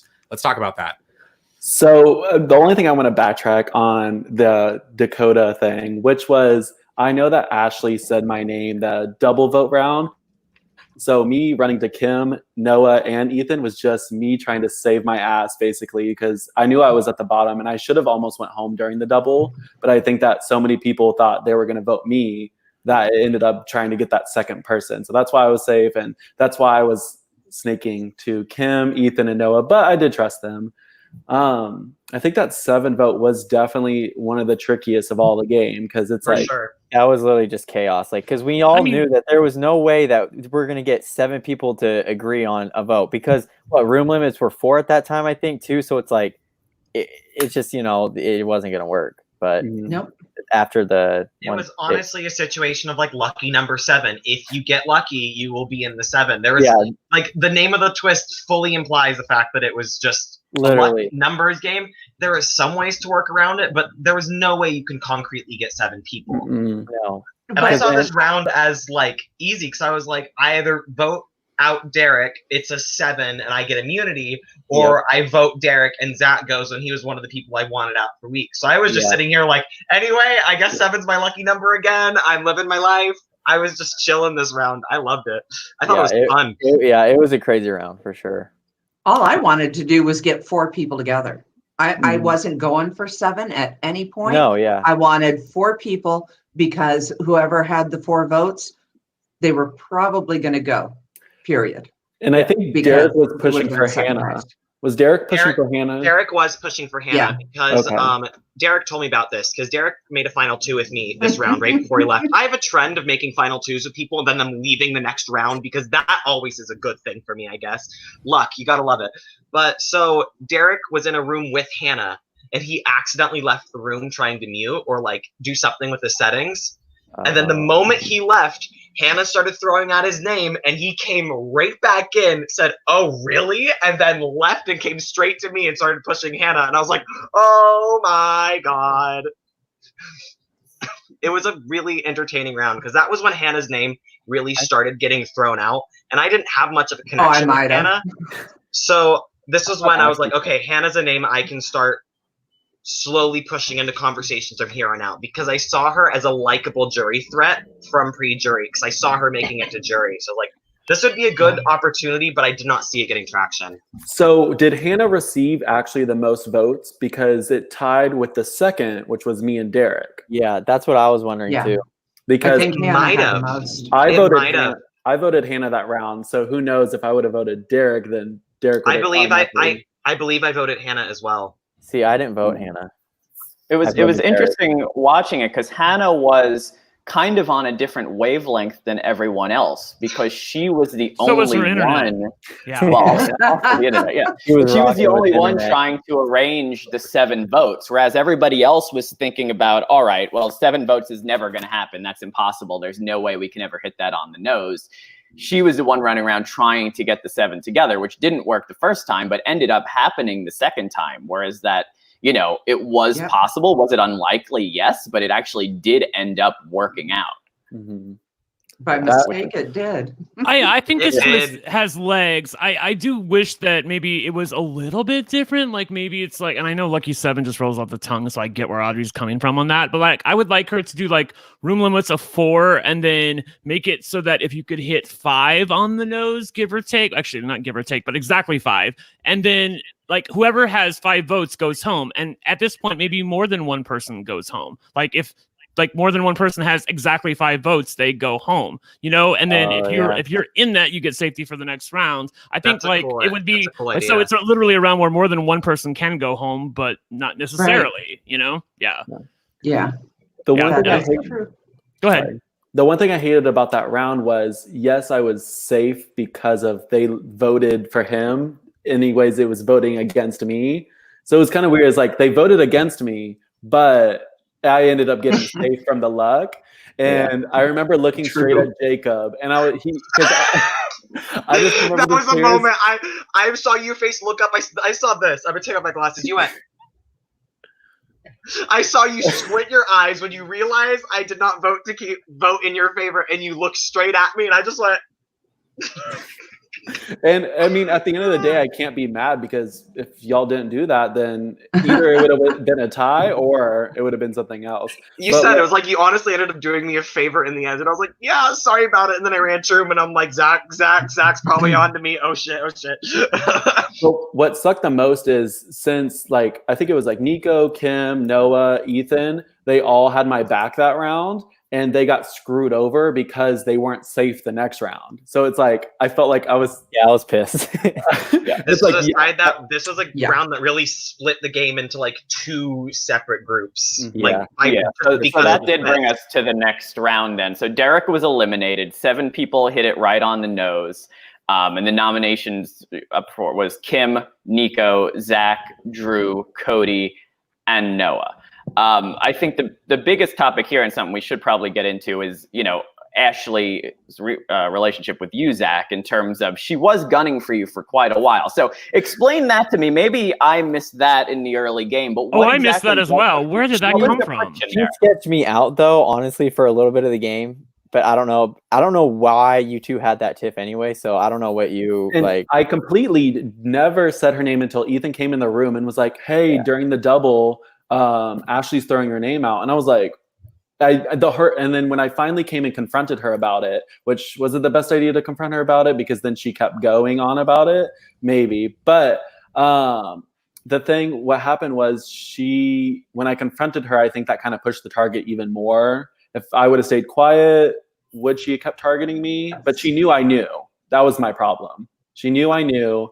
And her only reason basically was that she was never in a room with me, which kind of sucks because it's like there's only such amount of time that I can get around and try to talk to everyone. I was in the room when Ashley first brought up your name, I believe, during the double, and a lot of the early part of the game is kind of blurred into one thing for me. So people can obviously correct me if I'm wrong, because I haven't actually watched the season back. I'm a little so I want to bring Aaron in here to offer some insight. He has some things to offer. Yeah, because I was working closely with Ashley from the beginning. Shocker. And so I guess there was that little small thing of where Ashley had heard that you were saying her name, not sure if that was true or not. And she was pretty much stressing to us that she had to come after Zach. And I was like, okay, well, yep. Well, if Zach's coming after you, we should probably get rid of Zach. So I pushed for you as well. Mm-hmm. I think this round I did Zach and Cody. The unspoken D&D alliance. We love it. Yeah, we knew from the start that there was going to be some type of duo between you two, just because the same background.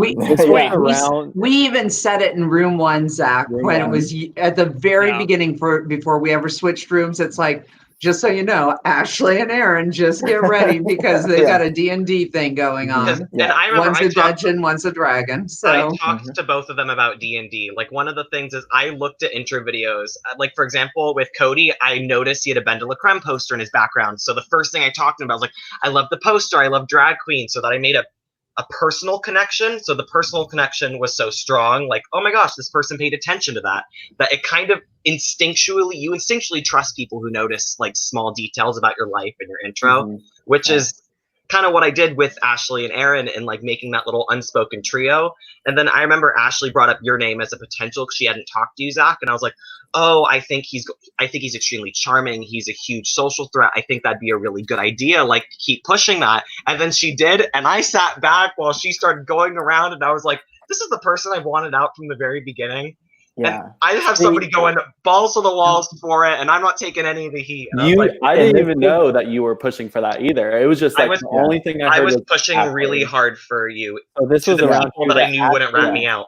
Me and Ashley were in a room together, and she, this was when it all started, and she was like, she came in, she's like, Neiko, you good with Zach? And I was like, and she's like, you guys are close, aren't you? I'm like, oh, I don't know. Yeah, because like we started, we were working together, and then that's when I kind of started out when the Noah thing. So that's when I threw out Noah's name right there, because she was not set like to go for Noah, and I was not set to go for you. So it was kind of awkward for a moment. So that's when it was. I think that round I threw out Cody, and it was like me and Cody obviously were the two people. And the reason I threw out Cody was because he was a great guy, but he never provided to the conversation in my eyes. This is just my opinion. So whenever he was always in a room, he'd be a great listener and someone to look at, but I never heard anything from him. And I think that that's what someone could I could get votes on because of that. Even though there was only 7 votes, you only need 4. Yep. So I tried. Yes. When Neiko left, I was Ashley immediately was like, I don't trust Neiko. And I knew it right away too. I left that room, and I waited a second. I came right back in, and I acted like I didn't know I was in the room, because I was like, she's gonna freaking say like she can't trust me now, because it's just that awkward of I don't want Zach, and she didn't want whoever I wanted. So I was like, I gotta go back and see if she's gonna say my name, but I didn't hear it again. But when I left, I knew. Me and her were like, we had that look like we were not on the same page. So. By the way, Aaron, have you because I didn't see the beginning of the show, so have you been on the show until you just came on just now?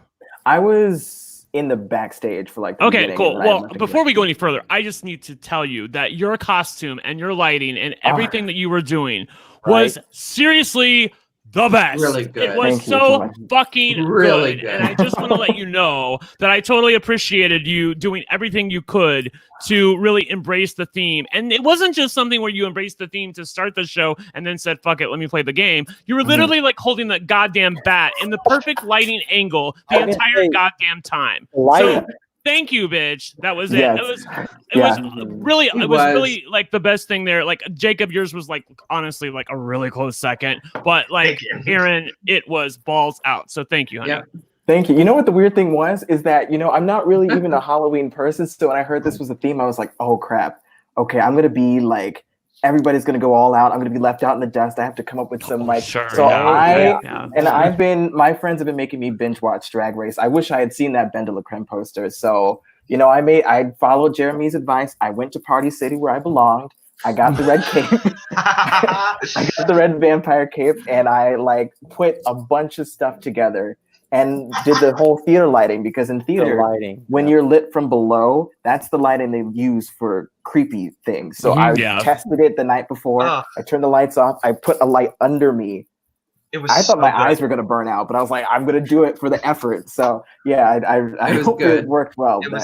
I remember when you first flipped off your overhead light when we were in the hour we were setting up, and all of a sudden your screen just went dark and your face popped up with the lighting underneath. I was like, I was just like, okay, he literally looks like he's about to kill someone. And there was a couple rounds throughout the game when we were pause waiting for the votes. You switched it back, and you were just giving us that look with your eye. I'm like, is he looking at me? He's like, is he pissed at me? I don't know. I just didn't want to make eye contact with him. I was like, okay, because honestly, I don't know. It was creepy. Yeah. It was good. It was so good. Well, I appreciate that. Thank you all. You're welcome. All right, so where? Sorry, we've lost both of our moderators. So where are we at in the game at this point? Sorry.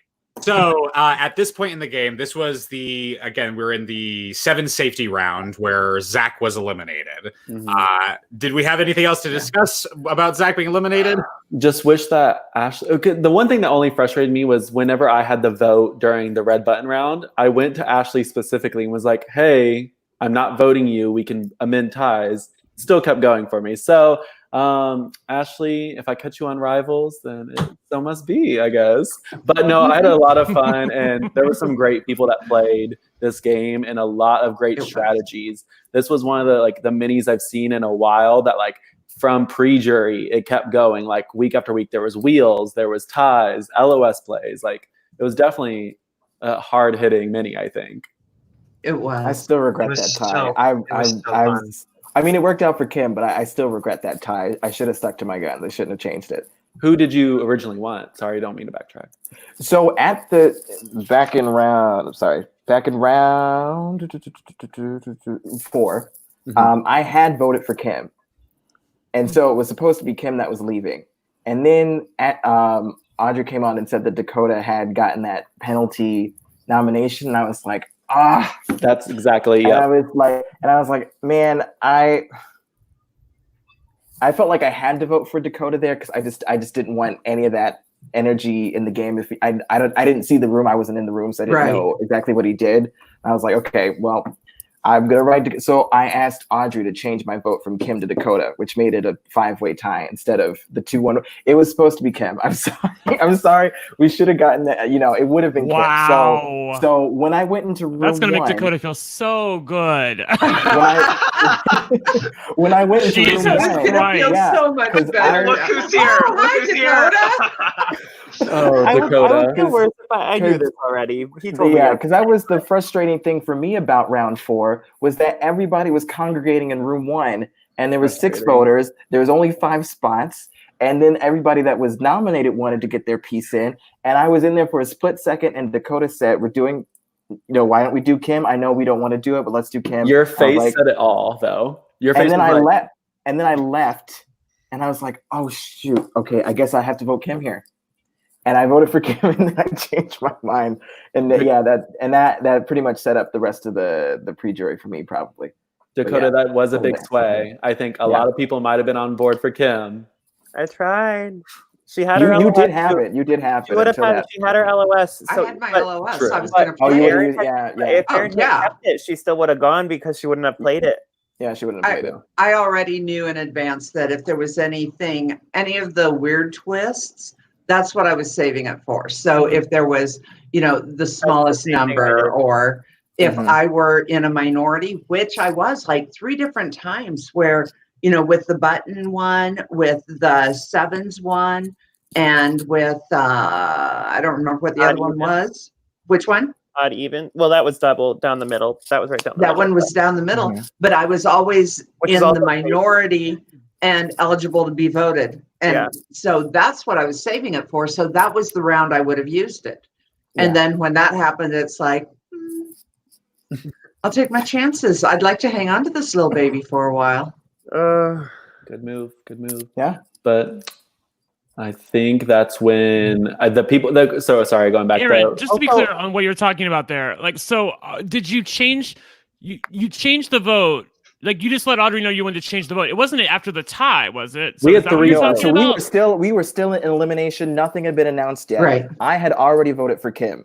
So had Dakota been there, the vote would have been 3-1-1-1 or whatever. Because I think Jack and I voted with Dakota on this. So when Audrey announced it, well, now Dakota's up for elimination. And so I'm like, okay, well, we're not allowed to talk. So I just preliminarily asked, I was like, can I change it to Dakota? And so and then it went through, and then yeah. And then there was another revote. So basically, those 5 people voted 3 times within one round. Yeah. We did. And Zach, I also wanted it was really funny because I think who was pushing you the very first time that somebody went around and was pushing your name really hard? Was it Hannah? Ashley or Hannah, one of the two. It was me. I think it was me and Jacob and Hannah and Ashley in the room together. And I was the one that said your name, and Hannah was like, I'm going to go push it. And I was like, okay, you can do you. And then she went and pushed it, and then you end up fighting her, whatever happened. But it was just really funny to me that like spawned out of nowhere. So I have a question, Dakota. When you have the vote and the 7 vote, did you, like, was it just a plea to basically get me gone again? When it was like only 7 people could vote during the round that we're talking about, the after Lucky 7? The round after Lucky 7 was when we were safe. And then the people that saved me basically ended up for nomination. I think I was pushing you that round.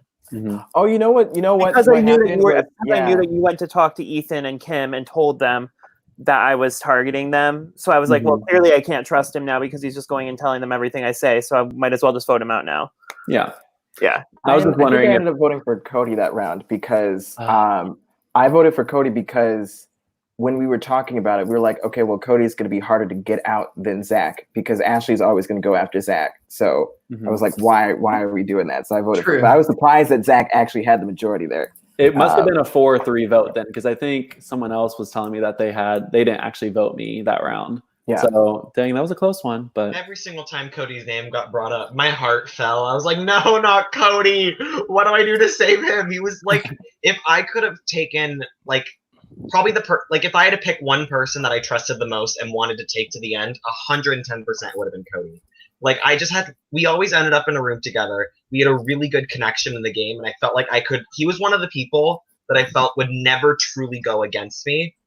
And whenever his name was brought up like 5 rounds in a row, and every round I was like, please don't go, Cody. Please don't go, Cody. And then he just kept surviving. It was amazing, and I loved every second of it. Well, cool. Well, we are Zach. Zach, that's where we saw the end of you. Yeah. Zach, thank you so much for coming on the show today. Sorry. No, Thank you, totally Zach. okay. I love playing with y'all. Zach. Follow me down Bye, there. Zach. Bye, y'all. Bye, Zach. See you later. So I know that I was going to move on to the next round. I know we have Hannah who's been trying to pop in, that she wants to add some context to the 7 round. But she's not here yet, so maybe if she pops in later, we'll get that. But to move on, we moved into the odds and evens round. And I know for this round, I believe Noah wanted to offer something. Next round. Oh, next round. Okay, bye, Noah. So the we had the odds and evens round. Although I do want to comment about something with Noah in this round though that involves Noah in the odds and evens round, please. Okay, so Noah, I'm ripping you back in. Noah, you're back in. I'm back, Noah. Sorry about this, Noah, but in the previous round, when we were deciding, in this odds and evens round, at the beginning of the round, I was in a room. I think it kept being like Drew, Neiko, me, and I want to say Hannah. And what happened was, we were trying to pick somebody for Neiko to vote. So I said, okay, why don't we do Noah? Because so then when I ended up in a room with you at the end, hello. When I ended up in a room at the end, I was like, oh, your name came up this round. And you asked me who, and I said, oh, crap. I need to lie here. Well, Drew and Hannah. I said Drew and Hannah. Oh, you know what, Neiko? He was on that side. He threw your name out. So I had lied to you about Neiko before that. When I saw your face, you went blank. I'm like, can you give me a name? And you're like, someone's saying your name. I'm like, okay, can you name a name? And so I was like, okay. And then he said Neiko, and I'm like, okay. So I had to flip the switch, and I tried. Yeah, so many. I have to say, like, just watching the minis over the weekend, and especially last night, so many of you. I won't come for anybody specifically, but like when you go in a room and you say, like, I've been hearing your name. Your name has been coming up. Oh, who says it? Oh, I don't know. So bad. It makes you look so sketched. Stop doing that. At least have an answer prepared. I don't even know why I said that your name even. I was like, I regretted it as soon as I that. Right when you're like, someone's saying your name. I'm like, okay, you're gonna tell me? Like, why would you bring that up? This I did that. Odds and evens round was really tricky. Just because of how it was split down the middle. So I knew going into it, there's a huge chance it was probably going to tie just because of how split the numbers were. There's no majority. And I've never seen in a midi an odds and evens round where one of them didn't have the majority. So it completely threw off my internal plan coming into this round because I watch the show. I know the twist. I kind of had an idea of what to expect. But I remember I started in a room with, I believe, Dakota and I think Jack. And they said they were on the other side and they were pushing Kim. And then I said, okay, I will go and push Ethan. Because I feel like ensuring one of those two leaving would be the best thing for us. And because I couldn't vote Kim. So I pushed Ethan. And then I was really hoping that they could get something rolling with Kim. But I couldn't really do anything about it because I didn't have a vote on that side. There's like 3 things that happened in this round. So the first thing that happened in this round was this is when I knew Kim was going to win because Drew did the exact same thing Zach did 2 rounds before and went running to Kim as soon as I said her name. Okay, so here's what happened with that. Why, Drew? You've been called to the carpet. Why the fuck did you go tell Kim that her name's coming up? So here's what happened. I knew that Dakota and Kim were on opposite sides. And at this point is when Ethan started bringing up my name. And my game plan going in was to be completely under the radar through the first half of the game. And so for me, this was too early for my name to have come up. So in this round, I first went to Kim and threw Dakota. I threw Dakota under the bus, and then my second thing that I did this round, which Brent, I was listening to like Years and Hunters thing, and I went on an absolute rampage, going room to room, throwing Ethan out to get him out. And you guys were like, I never heard Ethan's name. I went room to room, and I was like, listen, everybody, shut up. We're voting Ethan. So yeah. I was like, everybody, shut up. We're voting Ethan. If you're Plus, on my I was really following Dakota and Kim at this point. Exactly. Like, I had my faves. Everybody has their faves. The goal was to pit them against each other to hopefully get the spotlight off of me, and then to target Ethan from the other side. Jacob, why didn't you tell me that the vote was still Ethan at the end? Because what threw me off? Not Drew, Jacob. Oh. Why didn't you tell me that the vote was still Ethan? Because when I ended the room with you and Noah, you said, "Oh, well, Hannah's still voting Cody." So I thought that the whole Ethan thing just went out the window. Is the one I switched my made it a tie. Yeah, I switched my vote to Cody because I was like, okay, I guess Ethan. I 100% don't remember that, but I remember this round I ended in a room with Ethan because I remember casting a vote when it tied, and I remember casting a vote against him while he was in the room. And this is when I ended with Kim, I think, and we had our little Britney Spears moment. And when I sang to you, and you sang to me, and then I sang back. Did it again. Right. So just to be clear, we're in the round with the evens and odds. This is the round that we're in right now. Okay, cool. And you guys tied in this round, right? It was So it was 3-3. It was 3-3, but I don't know how it makes sense either because after the game we talked about who voted for who, and it seemed like me and Kim had 3 votes. Yeah. I can't hear both of you talking. Sorry, Drew, talk. Go ahead. Okay. So after the game, we talked about who voted who, and I was pretty confident we had 3 votes on Ethan. And then I was pretty sure that Jack, Dakota, Aaron, and Hannah had all voted not for me, but then Hannah apparently did. So it should have been 3-3-3. So I'm going to pop in Hannah real quick. Hannah's joined up. I thought it was... Hi, Hannah. Hi. Hi, Hannah. I thought that round was 3 on me, 3 on Kim, 3 on Ethan. And we had confirmed that after the game. So I was just confused. Hannah, who did you vote for that round? I need to double check my vote. First of I'm going to check. Because I know me, Jack, and Neiko all voted for Kim. Yeah, which would not have put majority on me and Ethan as a tie. So who was the round? Who was before this? Just making. Zach went out the round before this, and then we were on evens. Probably. So I thought we were voting for Cody because that's what originally, and then it changed to Ethan. But then Neiko to Ethan. Neiko came to me and said Ethan was throwing me out, so I turned it on Ethan instead of Cody. Yeah, I think I voted for Cody. Yeah, I voted for Cody. Okay, so that made it 3-2-1 instead of 3-3. So it would have been 3-3-3, right? If me, Jack, and Neiko had all voted for Kim, who did the other three vote for? Hold on, I'm double checking my vote. I might have snaked somebody right there. Well, Kim, you were on my side. Our side had 3 on Ethan for sure. We had what? We had 3 on Ethan. I didn't vote Ethan. Yes, yeah, I know, but I voted 3 for on Kim Ethan with Dakota. So that hold on. So I think I voted Ethan out my that round. vote. You voted I voted Ethan out that round. I just checked. Yes. But still, okay. So Kim, what do you think should have happened? Kim should have been the tie. What I'm saying is, it should have been a tie in the between tie. me, Kim, and Ethan. Yeah. Okay. Because there were 3 on me, 3 on Kim, 3 on Ethan. It's in the past. That's why I was just. We don't have confused. everybody here, so I'm trying to reconstruct what happened. But yes, I understand what you're trying to get at. But like as far as I can tell, it was. So what actually was in the tie? Who was in the tie? Me and Ethan got Drew tied, and which made us automatically safe because then you can only vote for the person on the opposite side. Yeah. Right, which was iconic, I have to say. Like it was really interesting to watch. I was like, odds of that also happening are like slim to none, just because of how everyone picked it. It was split evenly the first time, and then there wasn't even tie, and then we couldn't re-vote anyway. Like it was just crazy. And we couldn't talk or confirm, like, wait, shouldn't that vote have been different or anything? Yeah. So it was like, oh, exactly. That wheel took 5 ever. I was exactly that was crazy. Like, oh my god. And then so I was stuck in a room with Hannah and Ashley at that point, and Ashley was one of the people that was really pushing my name that round. And as soon as that wheel landed on Ashley, she gave me the absolute worst death glare I've ever gotten from a person in my entire life, because I was sitting there clapping and cheering like bye. Jacob says justice for Ashley. I agree. Justice for Ashley. Yeah. I agree.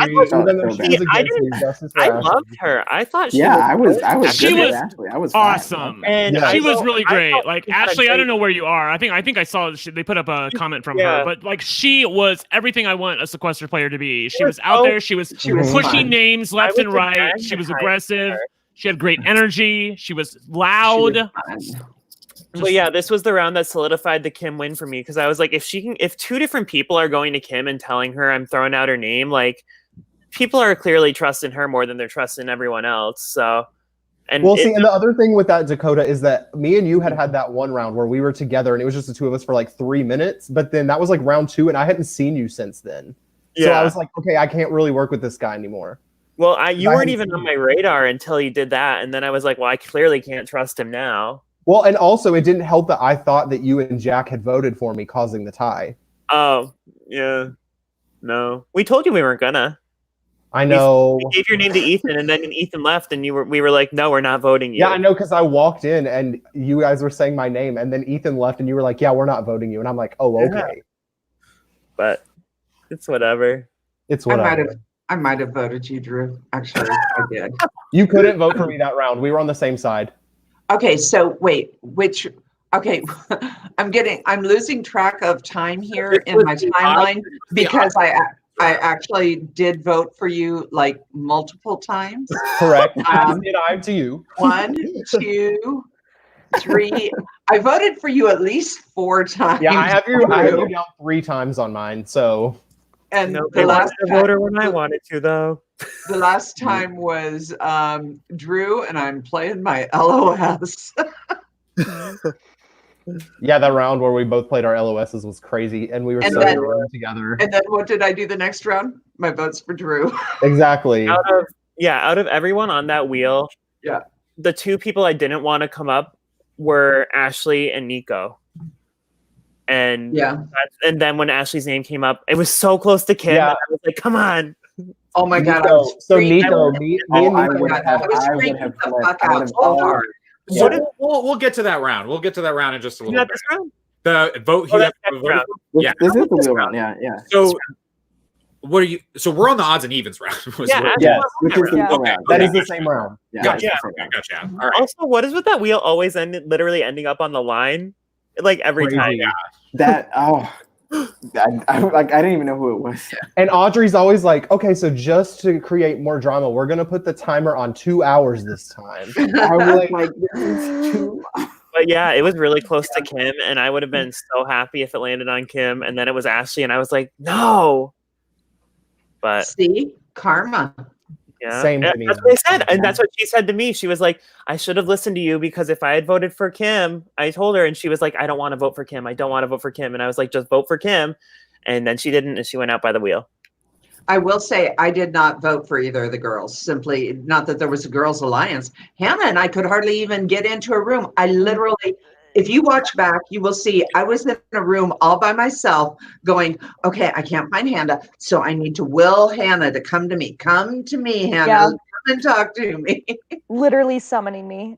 I was summoning you to my room. And then what's shocking to me is that I think the PR and the marketing for getting Kim out was not good enough, because I think everyone, all of you, 60% of you, I think were like players who had played before who knew that Kim played on season 2. Mm-hmm. I did not. And I didn't until the very end when we're like asking jury questions, and I realized, I have no idea who Jacob and Kim are. I think you might have been the only one who didn't know, honestly. Honestly. I just thought Kim was everybody common knew. knowledge. I should have. Yeah, I should have. Hannah, did you not see my reaction to her when we were in the first room together? No. No. Oh my! What did you do? What's my notes? My notes for Kim. My notes for Kim. I didn't write anything except for "oh shit." That was I wrote those 2 words, and that's it. I literally just wrote Kim ... Drew, honestly, I was just on my YouTube live trying to like catch it up because I was behind in the videos. Okay. Yeah, I saw Kim and like kind of freaked out because I was like, oh, here we go. Here we go. But Mamma mia. guys, but this was my first mini in this season. Like I played, I don't know, a year and a half ago or 2 years ago. Together, maybe 2 years ago. Yeah, and so it's been a long time since I've played. So honestly, I'm so glad I actually got to play with you. Like, regardless of if we didn't take you out at the right time, right? The only thing about winning is you get bragging rights. But like, the best part about this game is the experience, and I feel like everybody that stayed and the way that the things played out was so entertaining, not just for the players but also for the fans. It was worth it. It was so worth it. Yeah. It was such a fun game, guys. It really was. Yeah. And God, I'm never Dakota. I'm like the best ride or die to have. I really am. I'm so fucking loyal. I'll give that to you. You know. Absolutely. So if I'm telling you at the beginning of the game, I have got your back. How many times did I have to work to get Noah's name out of other people's mouths? And I did it constantly. So it was kind of like you were with Noah, what I was trying to do with Cody. You know, but I am. Anyone you ever see me in a game, anytime, anywhere, just know that I am the best ally to have. I really am. I'm a good one. Well, to kind of get us back into the rounds, after Ashley was sadly eliminated by the wheel at the end of the odds and evens twist, that brought us to the final pre-jury round, which was the audience poll. The audience was presented a poll. They could vote on a round that a room that they wanted to put up for elimination that round, and it seems the audience chose Noah and Aaron's round. As soon as I heard this twist, I said, "Hold on, is Noah here?" Yeah. I'll dip out so that Noah can talk about this one here. Thanks, Kim. Of course. I heard that it was a voting round. I looked over at Ethan in the same room as me and said, "I'm fine. I'm making it. I'm going to be here." And I didn't know who was in the other rooms, and I was like, I saw no one. I was like, oh, we're 2 people by ourselves. This is Granny all over again. Like, oh no, oh no. Yeah, okay, that's how me and Hannah felt. let me jump in here because like I tried to make something happen here and I was Yes, not Brent successful tried to at get doing it. it. rewatched it. And I had a feeling, and I Yes. was like, "Oh no!" So, I Drew, think because of my association, they'll probably vote for my room anyway. Yeah, well, Drew, Aaron, I was trying to save you because I felt like that you were going to be like nominated by the audience because of the room you were in, and also I thought that I loved your costume, and I was like, but there's no way we can have him go home. He's amazing. We love him. So it was by default because I think Kim was in another room and Jacob was in another room. So it was like room 2. Drew, who are you with? Hannah. It was me and Hannah. Sorry, bitches. I was like, I don't know these people very well, so I'm going to put this up. So I just want to take a moment here to absolutely. It was a explain close something vote. to you like, guys. I mean, at least When I'm pushing, first of all, I was not successful at getting you guys nominated. I just want you to know that. All good, okay? But it's nothing personal against you because this happened before in Heroes versus Villains, and I know that Sarah is really mad at me. Jacob, I know you're friends with Sarah. It's all totally good. I just want you to know this. Like, it is nothing against anybody specifically. It is more usually about the people that you're up against or that you're like who's in another room. For instance, during Heroes versus Villains, she's with Rachel and she's with Dylan, 2 people who are really good friends of mine. So I'm like, well, it kind of has to be Sarah here. Like, don't you feel like I want it to be Sarah? And then like when in this game, when it happens, I'm like, well, I don't know Hannah and Drew. I'm sure they're lovely people, and if I knew them, I'm sure I would love them. But like, we knew that because we were both concerned because I knew up until that point I hadn't done much, and except for the Ethan blow up, and then I was concerned that the people would not be thrilled about Hannah's Wi-Fi. So I was worried about both of us. We were not. They weren't. They weren't. No, literally, my mother was like, "What's wrong with Hannah's Wi-Fi?" Like that was the first thing she asked me when the season was over. I was. So a couple of things. Like number one, I just want it noted for the record. I didn't get what I wanted that round. It sometimes happens. Okay, like I have to have like audience support behind me in order for that to happen. And also, Drew, Hannah, you understand why I was pushing you, that it was nothing personal against you specifically, right? Or not? Oh, absolutely. Okay. Thank you. I mean, we were Sarah, get off my back. And to Sarah Tristan, G was I know. She can be robbed, but get the fuck off my back. Literally. All right, moving on. Sorry, if you guys want to talk about that, you can. And up to this point, I had pretty much either been immune or like not even in the running for elimination. So I knew it was probably going to come. I wanted to do better than my first mini, which was the Beth Dixon mini, where I got eliminated the previous round. So I was like, okay, if I can get past this drag, I know that I'm good. I think there's no chance you're going to get dragged. It's just like, and I didn't think I was going to be dragged by Drew or Hannah, which would have made it hard for me because I absolutely would have not dragged you. Yeah. And the other thing too is that I didn't have support on this. Like there were other people on the panel, and they were like, I don't know, I think Aaron will be fine in room 5. Like I can't remember who you were up against, but I'm like, I don't want to take the chance that amazing lighting goes home. So like, let's not do that. I was trying so hard during that round to be so appealing with that lighting. Like I was up in that screen. I was on the light. We were doing this. I was smiling. I was like, please, audience. Did you not? When you started making that face, I had to close my eyes. I'm like, I'm getting. Oh, I'm sorry. No, I'm joking. I was fighting for that. Yeah. I was like, okay. No. And I knew so, that. Aaron, when did you feel like things were going to go bad here? Like once you guys were nominated by the audience, or did you still feel like you could save yourself? It was weird because I walked into the room and Neiko said, well, okay, if we're voting out Aaron, then he could drag any one of us. And I was like, oh, crap. Okay. And the problem was I didn't know what argument I needed to make or who I needed to convince because I didn't the Noah-Kim relationship was not clear to me. Like I didn't know that was a thing. Had I known that was a thing, that would have been a completely different story. I didn't know that either. So I was trying to figure out the best argument for me, and it was twofold. For me, I'm afraid of, at least pre-jury, putting myself out there as a talker because I know that if somebody listened to me orate for more than 2 minutes, that I could be seen as more intelligent. So with the lighting and everything in my costume, I was really trying to downplay the intelligence factor, more upplay like I'm really into this theme. So I kind of like caught my argument at the end, which was basically, you know, I will always be more visible than Noah. If you keep Noah, you are, you know, putting your. I should have had more hard language. Like, you were putting your game on the line if you keep Noah in, because I will always be voted out over Noah. Yeah. Like, Noah got to the Final Four. So if had I been let in, I don't think that would have been the same story. I would have had to work more to get to the Final Four over Noah, I would think. Yeah. That's where I had to step my game up.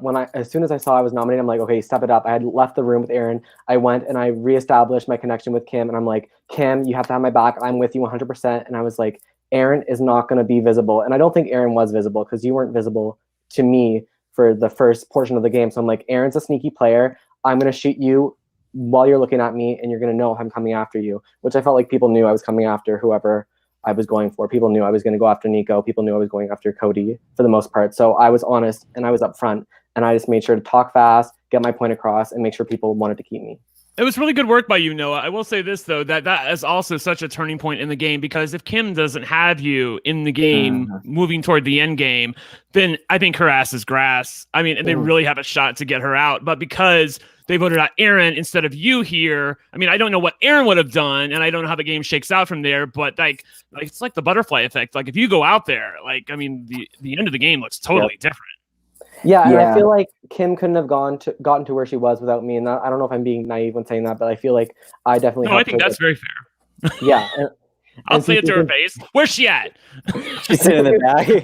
People can hate me for that, but I don't know. I based my gameplay on people that I liked working with and who I wanted to work with and who I didn't feel like was doing me dirty, and I just wanted to go to end with the people I liked. Okay, cool. No, Aaron, who would you have asked voted out? This is where my game caught up with me, was because I think that whole round where I changed my vote from Kim to Dakota, A, I kept Kim in the game, B, I voted for Dakota. So then there was that whole dynamic. And I was like, I know he was saying that he, you know, and I was really trying to establish, like, Dakota, I really hope you know. And you admitted it too, because Dakota went looking. I thought it was Zach. If you had lied, I would have believed you, because Zach went right. I didn't know. I didn't even think to lie at that moment. I should have. I didn't know that you had a different person in mind, because it was because it was a 1-1-1-1-1 tie. Like, I didn't even know who I could know I voted for. You know, I forgot who was even up by that point. So and you also had cover too. That was the worst thing, because Hannah was confronted by Dakota about, you know, who did you vote for, and she said somebody, but then like whoever she said was somebody that somebody else had already said, and then so she looked shady as fuck, even though she didn't vote for you, Dakota, and so Aaron, you totally had cover. Yeah, I didn't even realize that. I didn't even know. But because he started out by saying, Aaron, I'm sorry. Like, he was apologizing to me. Like, he wasn't even like, did you vote for me? He was like, Aaron, I'm sorry that I you know. So I was like, I voted for Lee, and they were like, Lee went home a couple rounds ago. And I was like, I meant the other Lee. That was so great. I voted for Lee, who was like voted out round 4 3 hours before. Noah, who would you have dragged if you had? I would have dragged either, I don't know, Neiko or Drew. I knew that right away that you would drag me. Nothing against Neiko. It's just that I felt Neiko was playing a very similar game to me. He was taking information in and not really. I came into the game and I was like, I wanted to be anyone but me. And I knew that I wanted to work with my original room, and that was my go-to people till the end. So that was solid over those people over anyone. I was in that round. I feel like I knew after just bouncing around each room, I got the information. And I was like, okay, majority of everyone right now is going to vote Aaron. So I'm like, it sucks, because I didn't want Aaron to go anyway, and I knew I wasn't going to vote for him. So I really was just like, I honestly think he's going to go. So I'm definitely voting Noah, because I just don't think he was going home. So I really did feel secure that round, which sucked. I didn't want Aaron to go, but I had my LOS, so I wasn't really scared of the drag anyway. As scared as I would have been had I not had it, because I was like, Aaron could definitely drag me. He voted me in that round 4 rounds ago. He might drag me just because he voted for me that one time, but I was like, vote him anyway. If I vote for Aaron, I was like, he'd be mad at me. A few rounds earlier, so I was like, I don't want to vote Noah out. I feel like we're kind of on the same page Yeah, and I have to also, highlight the fact that there are only 2 of you up for nomination here in the audience round. So if one of you has an LOS, the other one is automatically going on. And I was wondering if either of you had an LOS at that point. I did not get any of those. I tried so hard. I literally. Yeah. I still would love to have had an LOS. But I had to like put my bat down and then type, and it was too much time. I was like, you know what? I'm just gonna hold the bat. I'm not even gonna try to. Yeah, I was surprised. I forgot with the bat. Oh my god, yes. I had to like, like that would have been too obvious. So I couldn't. Right. So Aaron, you're out of the game. Like, how do you feel about your? Was this your second experience playing a mini or what? Yeah, it was. So the first mini was, the Beth Dixon one with like half alumni there. So. Yeah, and I wasn't even watching that one. I don't know many people. Like there were like 100 people watching at that time. Yeah, I was way more passive in that game, and I was, I had gotten out because of something that I said got misinterpreted by Tori. So I was like, okay, I just want to do a lot better this time, make really good connections because there's no people coming back in. I know I have the chops to get here, so if I can get to the 9, I know I can get to the 4 because I have a particular philosophy about Final Four. So, and you guys all like that, right? I mean, the fact that there's like, at least for now, no more buybacks, like that you enjoy that aspect of it. I thought Audrey was going to do like a buy back from the dead, like something. I really thought so. She can still come back. I'm like, yay. Yeah, we've talked about it because I know people don't like the buybacks because then people can go like read the chat and they can go watch the rooms and get outside information. They can go to Twitter or whatever. We've talked about a few ways to combat that and possibly do something. I'm not going to reveal that in case she decides to use it someday. But like, I was really hoping that on the night of the living dead that somebody might come back to life. I thought, Sort of like, I was prepared for that. I was prepared that would happen. Okay, cool. All right. And like, so Aaron, I was so upset when you left. Yes, like I think a lot of people were. We were upset when you left. Okay, well that's good. That's how I want to leave with people upset with me leaving. I don't want people being like, "Okay, get him out," because he was doing horrible. Sad boy when you left. Do we know how close that vote was? Oh, well, I don't have Audrey here. I'm guessing it was pretty close. She said 0.3. She said 0.3%. 0.3%. And I meant the vote between Aaron and She was talking about the actual like room vote. Didn't 6 people vote? Okay, was final 12? Final 11. Final 11. We couldn't vote. Yeah.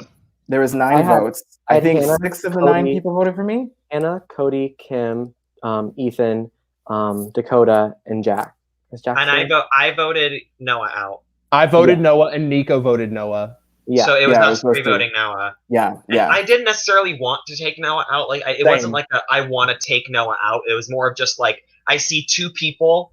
One of them was in my starting room. One of them was in my D&D alliance with Ashley. One of them I've been working with closely, and the other one is someone I occasionally come into rooms with. Like it was. I thought. In my mind, I thought, okay, Hannah and Drew said we're fine, so I'm not worried about that. Jacob and Nico, I didn't. So I felt like it was really the Dakota and the Kims of the world that I really needed to appeal to. Probably more Dakota than Kim. But because they were both in the same room, I couldn't be like, well, Dakota, I'm more in your I couldn't. And because you admitted to Dakota that you had voted for him, I think because he was not feeling that at all. Because remember, that was the round where he was one of the voters, and then at the very end he lost his vote, so he wasn't even eligible to be voted for until like the last second, and then you voted for him, which didn't sit well with him, and then you admitted it.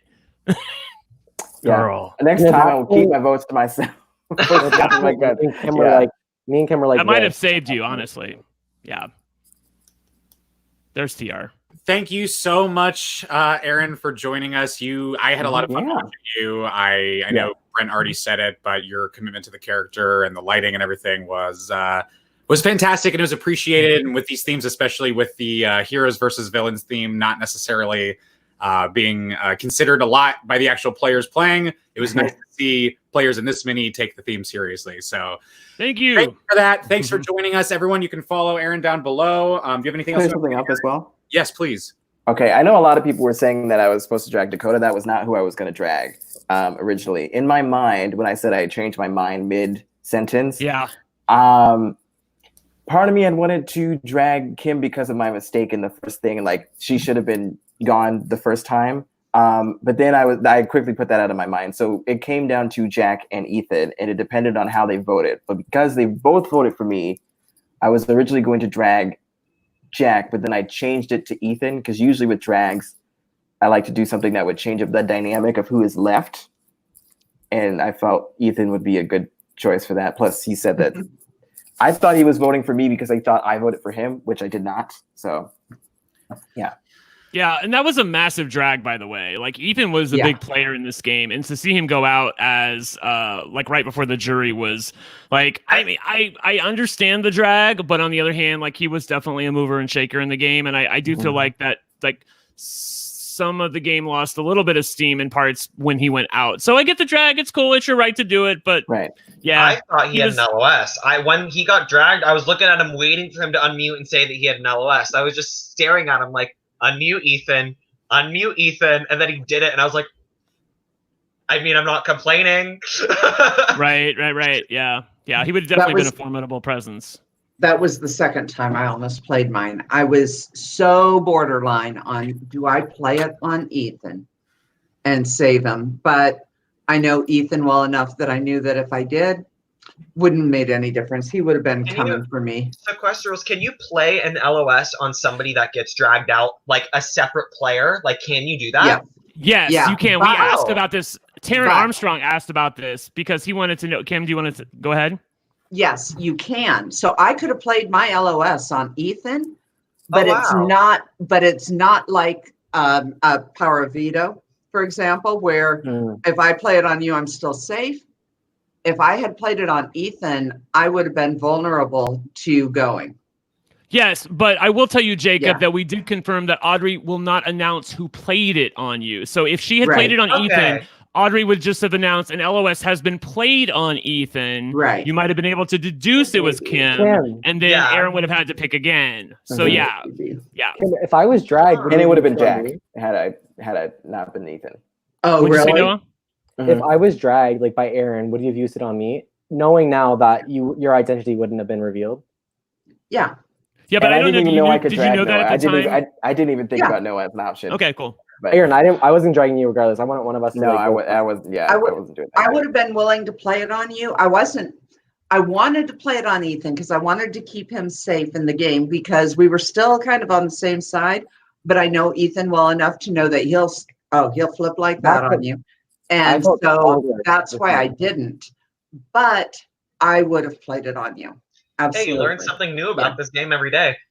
Yeah. It's also really tough too because you kind of have to like type to Audrey, because nobody else is typing, obviously, because they can't be like on social media or whatever. So you're literally the only person typing as that's happening, and you have to hope that nobody sees you and that they want to drag you in accordance of that. So but if you can do it, God bless you. This is like the round that stressed me out the most. I remember I got an LOS around like one of the first 3 rounds. I can't remember which one exactly because I just remember getting it really early.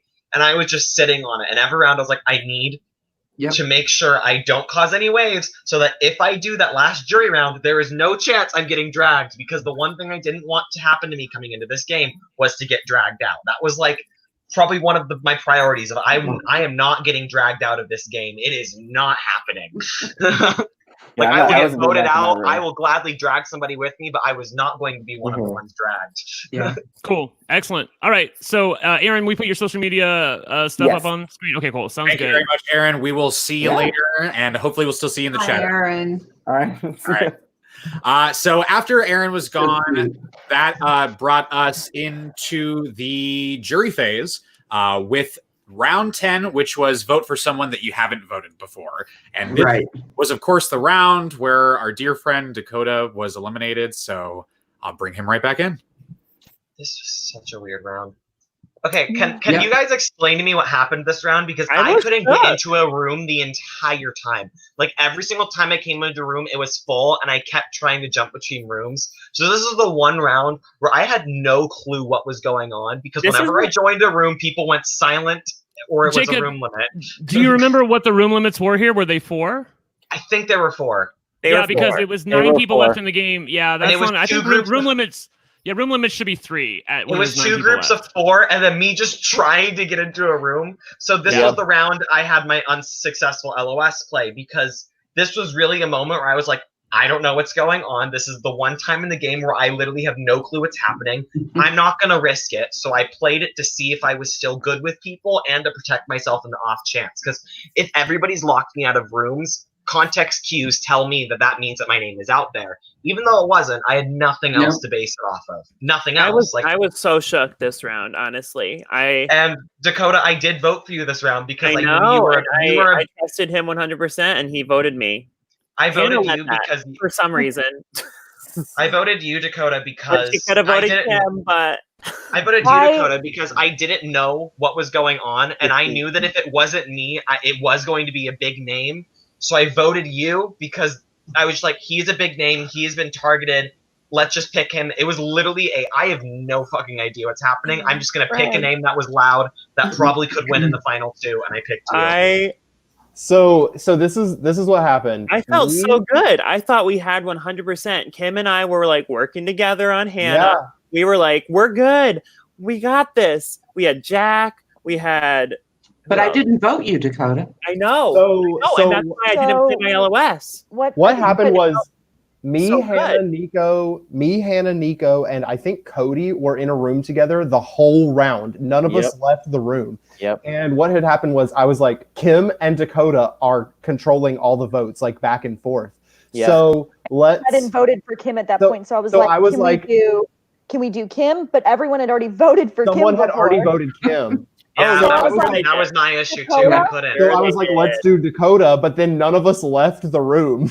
So like we knew the four of us at least would be together, and we were hoping that that's the why other. I was flipping out. I tried to join y'all's room like 5 times, and it kept coming in and being like, yeah, we literally just stayed in that room the whole time. That was the one round that I felt relatively safe because y'all had already voted for me. I was like, there's no way Kim's going this round. Whatever. Next round. I'm like, God, I came out again, but we can't.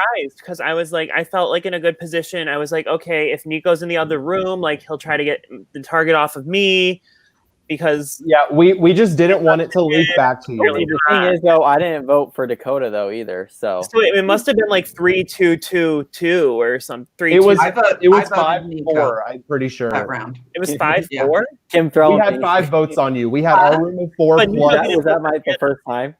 Yeah, that was the first time. You didn't vote Dakota?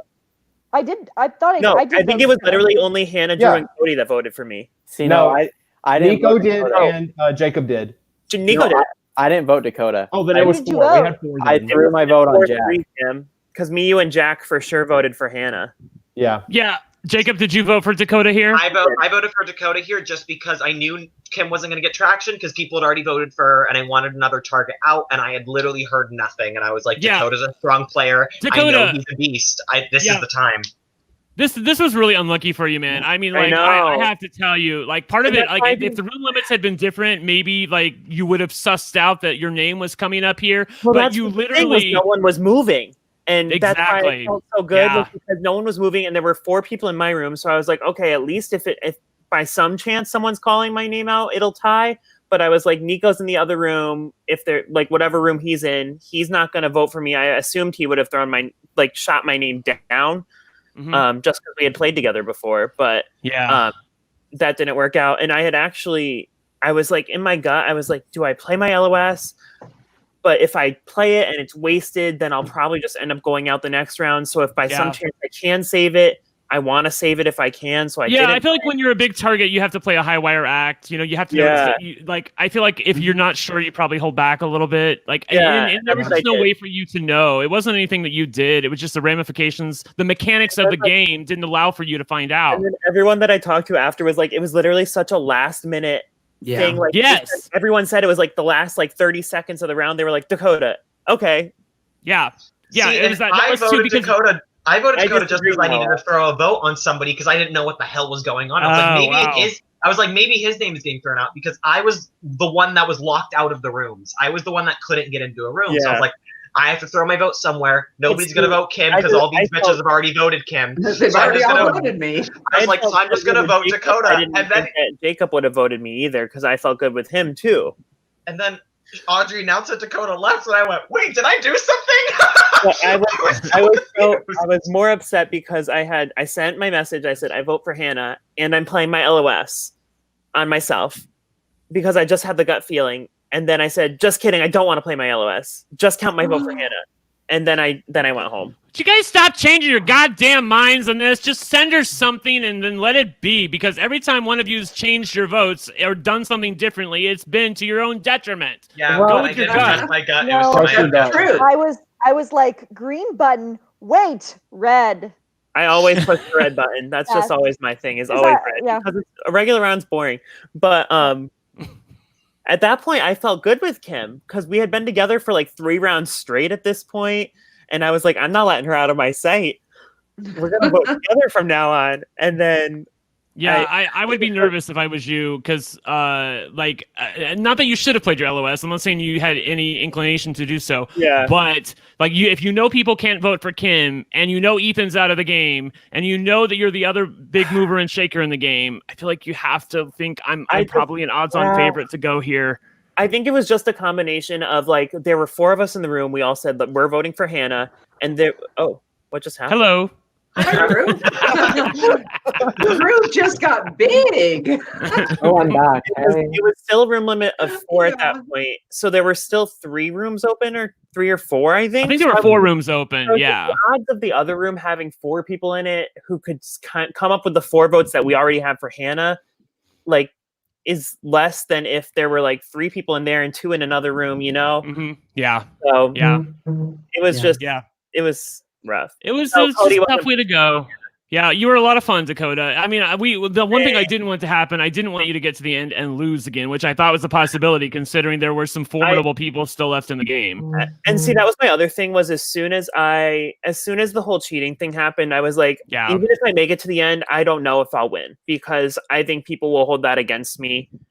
Mm-hmm. Yeah. Because of personally, I wouldn't have held that against you just because I've seen you on social media, and everybody that knows you knows that you really respect this show and the integrity of this show. So I honestly knew immediately it was just a misunderstanding and bad timing because somebody like you wouldn't cheat on this show. You've been on it before. You've supported it for years. There's no point in cheating in a game where you don't win anything. That's why I was so upset about it. Yeah, you know? I know. So I just to be clear, did Audrey say that you cheated, or did she use those words? She said that I broke the rules. Okay, that's different than saying cheated. Yeah. I do appreciate that she did not say that you cheated. Yeah. Because I said you cheated. Well, that's fine, but you broke the rules. But that was in my interest. It's different than cheating. Cheating is reading the chat. Cheating is getting on the phone and talking to your friends about what else is going on. Yeah, you didn't do anything other than a million other people have probably done before, and it's just now that the rules are being enforced a little bit more strictly because more people are on it. The show is growing. There's a lot of patrons, and everybody wants the rules to be applied fairly. And they look at you and they go, he said her name after time had expired, and then it's like, now everyone's looking at Audrey for Audrey to do something. And, 1 second after, they're like, it was literally I don't know. I didn't want to look back at it because I'm over it at this point. But I forgot about it. The Amanda Kimmel of the Sequester Mini. Yes, that's exactly your path. Losing at the end twice and then being like first juror, second juror. Yeah, totally. I came into the game because both times I had played prior, I was knocked for not playing hard during pre-jury. So I was like, I'm going to try as hard as I can to play in pre-jury. And that's why I went as soon as I could try to get Kim out, make the big move. I was like, this will say I played hard in pre-jury. Right.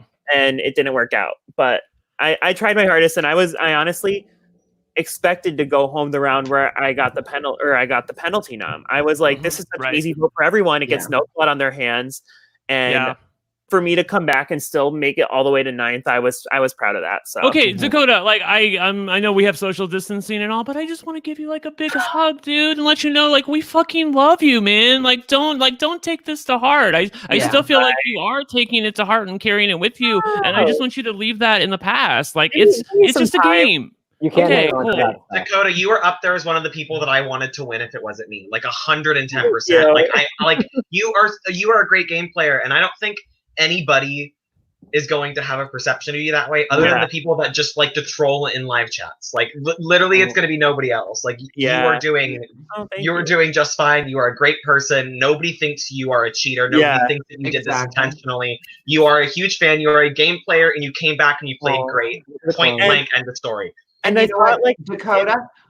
I probably would never have said that you cheated if I hadn't just heard that you threw my name out there. And go out the cheater. And if I thought, I was like, if there was any chance of me of winning, I thought it was last night, you know? Yeah.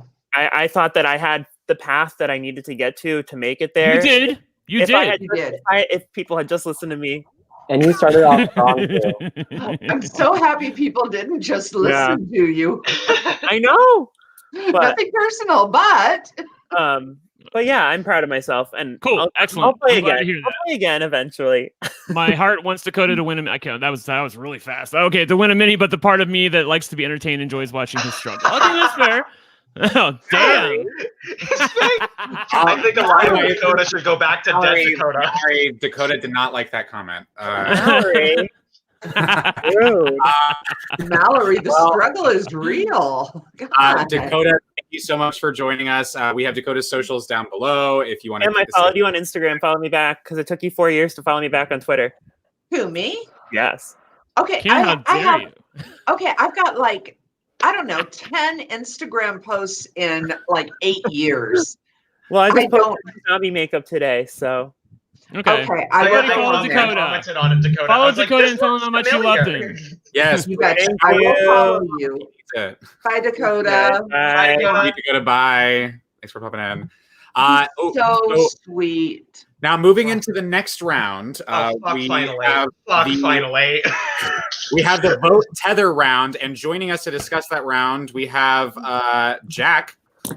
Hi guys. Oh my God, Jack! Brett TR, it's so nice to meet you both. Thank you, Jack. Thanks for joining us. Let's go ahead and discuss the vote tether round, who was tethered to who, and how we got to the point where there was a tie, it was not broken, and then Jack, you left by wheel. Let's get into that.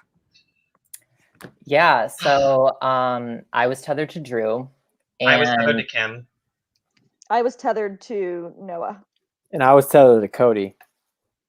Okay, look at that. So what was like? I thought that Kim was probably going home here because I remember that there was a little bit of a consensus building against her, and there were two I was going home every round. Well, I mean, you're a massive target, Kim. Like, I mean, you know, I didn't want you to go home, but we thought you were based on what was happening in front of us. Kim, I was trying to get you out so many I know you were. So many times, and it just never panned out. It was. Even the five-way tie. The five-way tie was like ridiculous because it had not Dakota been penalized, you would have gone home because Dakota voted for you. No, so I had my LOS already at that point. I wasn't going anywhere. Okay. Well, see, this was such a tricky round, and I was like, if we can't get her out this round, we've lost. We've missed so many opportunities. If this opportunity isn't taken right now, she is winning the game. Like I was confident if she didn't get her out final 8, she was either going to get 4th or 1st. Like I was fully confident that those were going to be one of her 2 placements because nobody would ever drag her if they were eliminated because nobody is going to be that disrespectful to the viewers and to the integrity of the game. Like, are you joking? And then I was nobody's going to be that person. No, and I was like, even in the sense of like when like you dragging people, I'll get into that final 4. But this round, if this didn't happen now, it wasn't going to happen. So when Audrey said that I was tethered to Kim, I had a little smirk and I was like, oh my God, let's get a vote on somebody. I need to find somebody who wants her out. I need to not vote with her. We need to cancel her vote completely. Literally. Jack, I think I voted for you this round because I didn't think that Kim would ever vote for you. Oh, did you? Oh, really? I did because I didn't was trying to find Cody the whole time too. Me and him could not find each other the whole round. That was so. Oh yeah, I did hear about that. I was literally so stressed. Like me and him were just bouncing around for a minute. I was like, should I just sit in a room and hope that he comes to this one? Because it was our tether round too, so you have to vote together if you want it to work. So I was like, damn, I need to find Cody. And then we were just getting after I bounced in a room like last second, like they're like, this is what Cody said. Then like so we just agreed. Like I don't know how we agreed on the same vote because like it was so because we never got to speak that round. Yeah, this was also the round with the Skype call where I was in the middle of yelling at Kim, and then she got a Skype call, and I'm just like, "Are you kidding me?" Yeah, Kim, you're so popular, and then you're I like, did not see this. This can is great. I hang up on that Skype call? And I'm like, honey, just hang up. Like, you don't have to ask permission. Like, come on. No, I but made a didn't- new I Skype for didn't this. want anyone thinking that I was doing something hinky, and it's like, oh my God, there's a Skype call ringing in my head right now. And I couldn't find where to hang up. It was bad, but I hung up on it. So who voted for who here? Me and Jack voted for Kim. You and Jack voted for Kim. I voted for Jack to cancel Kim's vote. And I voted for Neiko, which didn't matter because my vote got canceled. So then we have 2 votes for Kim and no votes for anybody else so far. 2 votes for Honestly, me. I'm looking up. I can't remember who me and Cody voted for. I don't know if he did what I did, but I'm trying to remember. Let's see. Noah communicated. Thank you, Noah. I remember this. Like, you couldn't find your partner, but Noah dead ass told you. I remember he said dead ass. I remember that. He said to who to vote for. I think it was it Kim? I don't know. I honestly don't remember. Kim, did you use your LOS this round? No. I did. Yes. You did. Okay. I think then maybe they I'm did. pretty sure I did vote I know. for Kim. I think I did vote for Kim, but the thing is, I don't know if Cody did because again, like we didn't say, but I was voting for Kim for sure. Yeah, but Noah saw both of you though, so I was pretty sure that both of you got the message that if you knew not to vote for, if you didn't know who to vote for, you were going to vote for Kim. Yeah. Yep. Okay. Yep. It was that round was so special for me. No. Yeah. Wait, hold on. So Kim, you play your LOS this round, and Who was you avoid tie the vote. was between Drew and who else? Well, no, Kim, that was the next round. The tie was between you and Drew, right? Or not? I'm sorry, I'm losing track. Yeah, the first. Yeah. It was a tie between Drew and Kim, and the tie was not broken, and then they went to Okay, so you didn't use your LOS because you used it at 7, I thought. Okay, cool. I used it at 7. I voted Neiko here. That's why I was just looking at to double check. I voted Neiko here. I did not play my LOS because I thought there would be a tie. I did. And in this moment, I was like, oh my God, finally, we can break this tie. Kim's up for elimination. We can send her out. But Noah, God damn it. Yeah. So I used my LOS this round because I knew that after I was unable to successfully yell at Kim, that I was definitely screwed here. So I knew that I had to use my LOS here. Hannah literally said Kim, and I'm like, no. Hannah turning on me was not exactly what I was expecting. I was like, this is the time. This is the time. Like, imagine like the plea you could have given in Final 2 of I worked with the biggest polarizing player. I cut her when I needed to, and then I bossed my ass. I'm loyal, and I don't break my bonds. I'm the Courtney to Sandra. I'm the Brent. Yes, Kim and I both used our LOSs in this round because we each had 2 votes, and both of the other pairs were canceled. Because that's right. Because initially they were saying we would not be on the wheel, and then they changed it. That's right. Yeah. Yes. Thank you for bringing that back. Yes, I'm glad we have a chance to address that because I honestly, because first it was like Kim did play her LOS, then she didn't, and then she did. Yes, so she did play your LOS because Drew, you also played your LOS. Yes. And yes, exactly. And actually, this vote was for Drew. Drew, and I'm playing my LOS. Okay. So you played your LOSs. That's what, and you couldn't break the tie. That's what happened. Right. So then it goes to the wheel. What were the tied votes? Because Jack, did you vote Cody on the revote? Yeah. On the revote, so I also voted Jacob. Yeah, because at the last second I was like Cody, and you were like, yeah, and I was like that. And I literally got this LOS. Actually, the round before, right before when I voted Neiko. So I had just gotten it. Yeah, okay, I picked one up around this time as well. So it goes to a tie after basically there are no votes cast against anybody, and so we go to a revote, and you guys couldn't resolve it during the revote, so it goes to the wheel. Correct. I think it was like a 1-to-1 to 1-to-0 on the revote. Me and Hannah both voted Jacob. Me and Jack voted Cody. Yeah. Well, it has to I think that the twist rules still apply during the revote, so they have to vote together, otherwise their votes cancel out. Exactly. Right. And there was a vote that canceled out, so it was 1-to-1-to-1. So we went to the wheel. Okay, cool. All right, so we go to the wheel, and then she announced that you guys were safe because you'd used your LOSs. This is where I stuck my foot in because the chat started reminding us, and Andy Vogel, who's in the chat, also reminded us. And I knew this, but I wasn't paying attention that LOSs don't protect you from the wheel. They protect you from the vote. They can protect you from a drag, but they can't protect you from the wheel. I was hoping that something would happen to where me and Kim would stay safe, but I knew that was the rule. Yeah, and so like literally, I got on my phone and I was texting Audrey, and I'm like, I think that Kim and Drew both need to go onto the wheel because remember, LOSs don't like this happened before. Remember, and I can't remember some other mini, and she was like, oh fuck, she's like, well, you can deal with Kim if the wheel lands on her. Exactly. I would have been one lit bitch if that. I know. I heard you were whining about it after the fact, and I'm sorry, Kim. The rules of Sequester are more important than your personal reputation. So we have to make sure you're on the goddamn wheel. So you end up on the wheel. I was fine when it happened. Okay, I knew you were. Drew ends up on the wheel. Sorry about it. And then the wheel lands on Jack. Which was awesome. It took me a second. Sorry. It was so random. Much. Yeah, for real. I swear it was on Cody.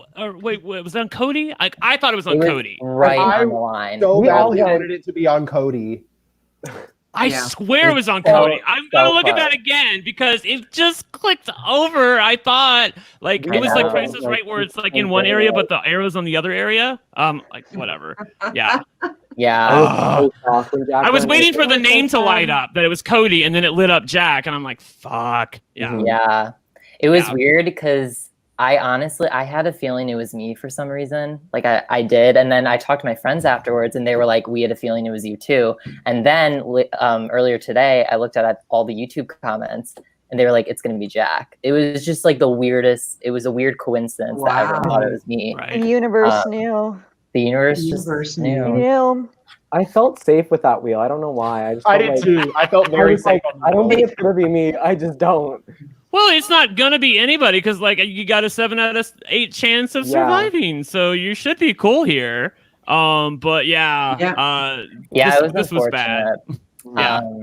I felt like because I was like, if I get past this round, I felt like I had a good chance of getting to the end because I was playing very under the radar and no one was really mentioning my name, and I knew that the entire time. I never felt like once I was really in danger of going home. So I felt like if I can get past that round, and at that moment I trusted Drew and Hannah because they were in my initial room, and then I made bonds with Noah and Jacob. So then all I needed to do was try to get those numbers together and then hopefully go after Kim, Neiko, and Cody. But fortunately, the universe was like, fuck you, but it's fine. This is when Noah's crusade against me began. I was going after Drew and Cody and Neiko before Jack, so Jack going in was like, fuck, but I'm fine with that because it's not me. Jack, you were talking about how you had the low-key under the radar game, your name wasn't in people's mouths. I looked at how you were playing, I looked at how I was playing, and I saw a lot of similarities, and that's why we got to the room together. I was like, I don't think people are going to associate us as a pair. Let's make a final 2 now. We can go in and we can fight it out at the end, and it'll be a really fair battle. Right. But then you got wheeled out. I was I promised loyalty to Derek, and then he got outed by the 7 twists, and I promised loyalty to Ashley, she got wheeled out, then I promised loyalty to you, and you got wheeled out. I was like, God damn, what the fuck? Yeah, I think I had a feeling it was a bad omen once Dakota left, because I was with Dakota basically the entire time. And that's why I tried to scoop you up, because I was like, oh my God, Dakota's gone. Time to work my magic. I need to go talk to Jack whenever I have a chance. It was just funny. And it was funny. Sorry, I was going to answer that. No, that's okay. They asked if it was a record wheel. There were so many ties and wheels. Because there were 5 tie votes and there were 4 people went out on the wheels. Yeah. So was it 4? Wow. It doesn't even seem like that. Was it 4? So Ashley went out on the wheel, Jack went out on the wheel, Jack and Noah. I get 3. Noah, yeah. You could also count Lee's, I guess. Lee. Yeah, you have to count Lee. I felt so bad for Lee. Poor Lee. Yeah. I didn't feel bad for Lee. He was the idiot that went to the room by himself. He left the room when it was all full and tried to get in our room, and we were like, No, me and Kim were talking about that earlier when we all just stared at each other blankly, like, sorry about it. It's like, yeah, that's what our room did too. The best part about Lee, I don't mean to go back, but the best part about Lee ending up in a room by himself was he realized, because he tried to get into the other rooms, couldn't. Yeah. Got into the room by himself. Time's called. He's stuck. He literally picked up his liquor and he was like, well, cheers. I need to watch that back. That's funny. Yeah, it was really fun. Yeah. All right. So, Jack, you're out of the game. TR, come back Sad. on and put these boys' socials up on here. Yes, I will. Hold on. Okay. Oh, no, I removed the wrong person. Hi, Jack. Okay. Jack, thank you so much for coming on. I know you only popped in briefly. I appreciate it, though. Yeah, thank you so much for having me. It was nice Jack, seeing you were a all lot of again. fun, man. You really had it was a lot of fun to watch you. Thank you. I really appreciate that. So good job, Jack. Thank you. Congrats, Kim. Once again, you, Jacob, too. You guys really were a great final too. And Thank you so much. you guys were both so you were so articulate in your speeches and everything, and with all the questions, I was thoroughly impressed. Oh, that's so sweet of you. Thank you so much, Jack. Yeah, right, thank you, everyone. He's so cute. Follow me on Twitter, Instagram, jfield6. So cute. Go follow him there. Jack, thank you so much, and have a great night, Jack. Thanks, you too. Bye, Jack. Bye. All right. So art. So cute. Jack leaving brought us into round 12. The walls can talk. But round. Drew can talk. Okay, round. I need to. Okay, so this round, y'all did me and Drew dirty because I only ever heard me and Drew talking on that main chat. I only ever heard us. I And only at heard the first, two of us ever talking. It was heard- always about Kim. It was always about Kim. Yeah, I no, was this so round. mad. This round, you knew like people's things were getting recorded. Like I just wanted to make sure I wasn't throwing like a for sure name out because I'm like I'm gonna hear it. But I felt like I heard Drew's a lot too. when it Always. happened. Kim knew I was coming after her, so I didn't have anything to hide. So most of the time when it came on, I was just like, okay, let's just keep talking over it. Yeah. But like, I was Hannah- just like, dang, over and over me. I remember And my- Hannah came into the room with me and Noah, and I was like, okay, so they were talking about her minions. That was Whose me talking minion about was you. it? And Hannah's like, hell, I don't someone know. was- It could be both of us. And then it was the weirdest thing because you didn't know what was happening, and then someone's talking over, and they're like, "Yeah, Hannah said that you're like boring," and I'm like, if I was gonna insult you, I'd get more creative. Than I the, said like, that. I Sequester. said that to Cody because I was trying to pull Cody onto my side because Cody had been so Wow. neutral the whole time. Yeah. And then I went, and then afterward I went after Jacob and Noah, and I was like, "Did you say this about me?" And I was like, no, that wasn't us, girl. And they were like, "What are you talking about?" And Noah was like, "I was in the room with you doing sign language with you." Like, I was literally trying to do my That was body. over here going. I was like, literally, I was like, when we got in a room, I'm like, should we just like do this instead? Because I kept hearing, I'm like, wait, I'm not talking. I don't want, Me and Kim were like, This was something that we were discussing last night. Was that they haven't done this in a mini, right? he. Cody, Well, my gosh, Age he had eye. the things coming off his face. they haven't done this in a mini in a while. And is there a benefit to it? Like obviously everybody was afraid of Yes. having their words shown, I but think in so. my mind, you can really help yourself if you're like, vote this person. This person Yeah, exactly. needs If to you go. announce to you can announce to everyone who you want to I go was- after. And at yeah. that point, I was Yep. just like, I don't care. Everybody, we're going after Kim. It wasn't an intentional strategy, but it worked. I just knew that I Almost. trusted Kim and Hannah, so those were the votes. Yeah, we I still didn't get Kim. Yeah. Yeah. And So I was I like, think if Dakota had still been in then, Dakota, I think, would have done the same thing that you did, Drew. Yeah. I think so. Yeah. And Kim, you had the line of the night in this round when you started hearing what was going on, and you said, "If these bitches are taking a shot, they better not miss." And they did. I did They say did that. in fact miss. They did They in fact missed, miss. sorry. So, They did in fact miss. I did say that. I didn't know it was that round I said it, but yeah, I said that. Yeah, so if they're going to take a shot, they better not miss. This is the final 7. So how many votes were on Kim on this round? Not me. Not you, Not Hannah? me. I voted Obviously Cody not with Kim. Noah and Kim, I believe. Yeah. So there was one more person who I voted for voted Drew. Kim. Obviously, I voted Kim because Nico, I who was did you vote scared for? when I was out here. Oh, sorry, he left. Did Nico, someone who, vote? Am There's I in? Nico. Am I in? Jacob voted Kim. Drew voted Kim. Nico, who did you vote for? I'm pretty sure I voted Kim too. What is it? So we're missing Cody's vote. Yeah, Cody's vote. Yeah. I so just looked. Cody. I voted for Kim too.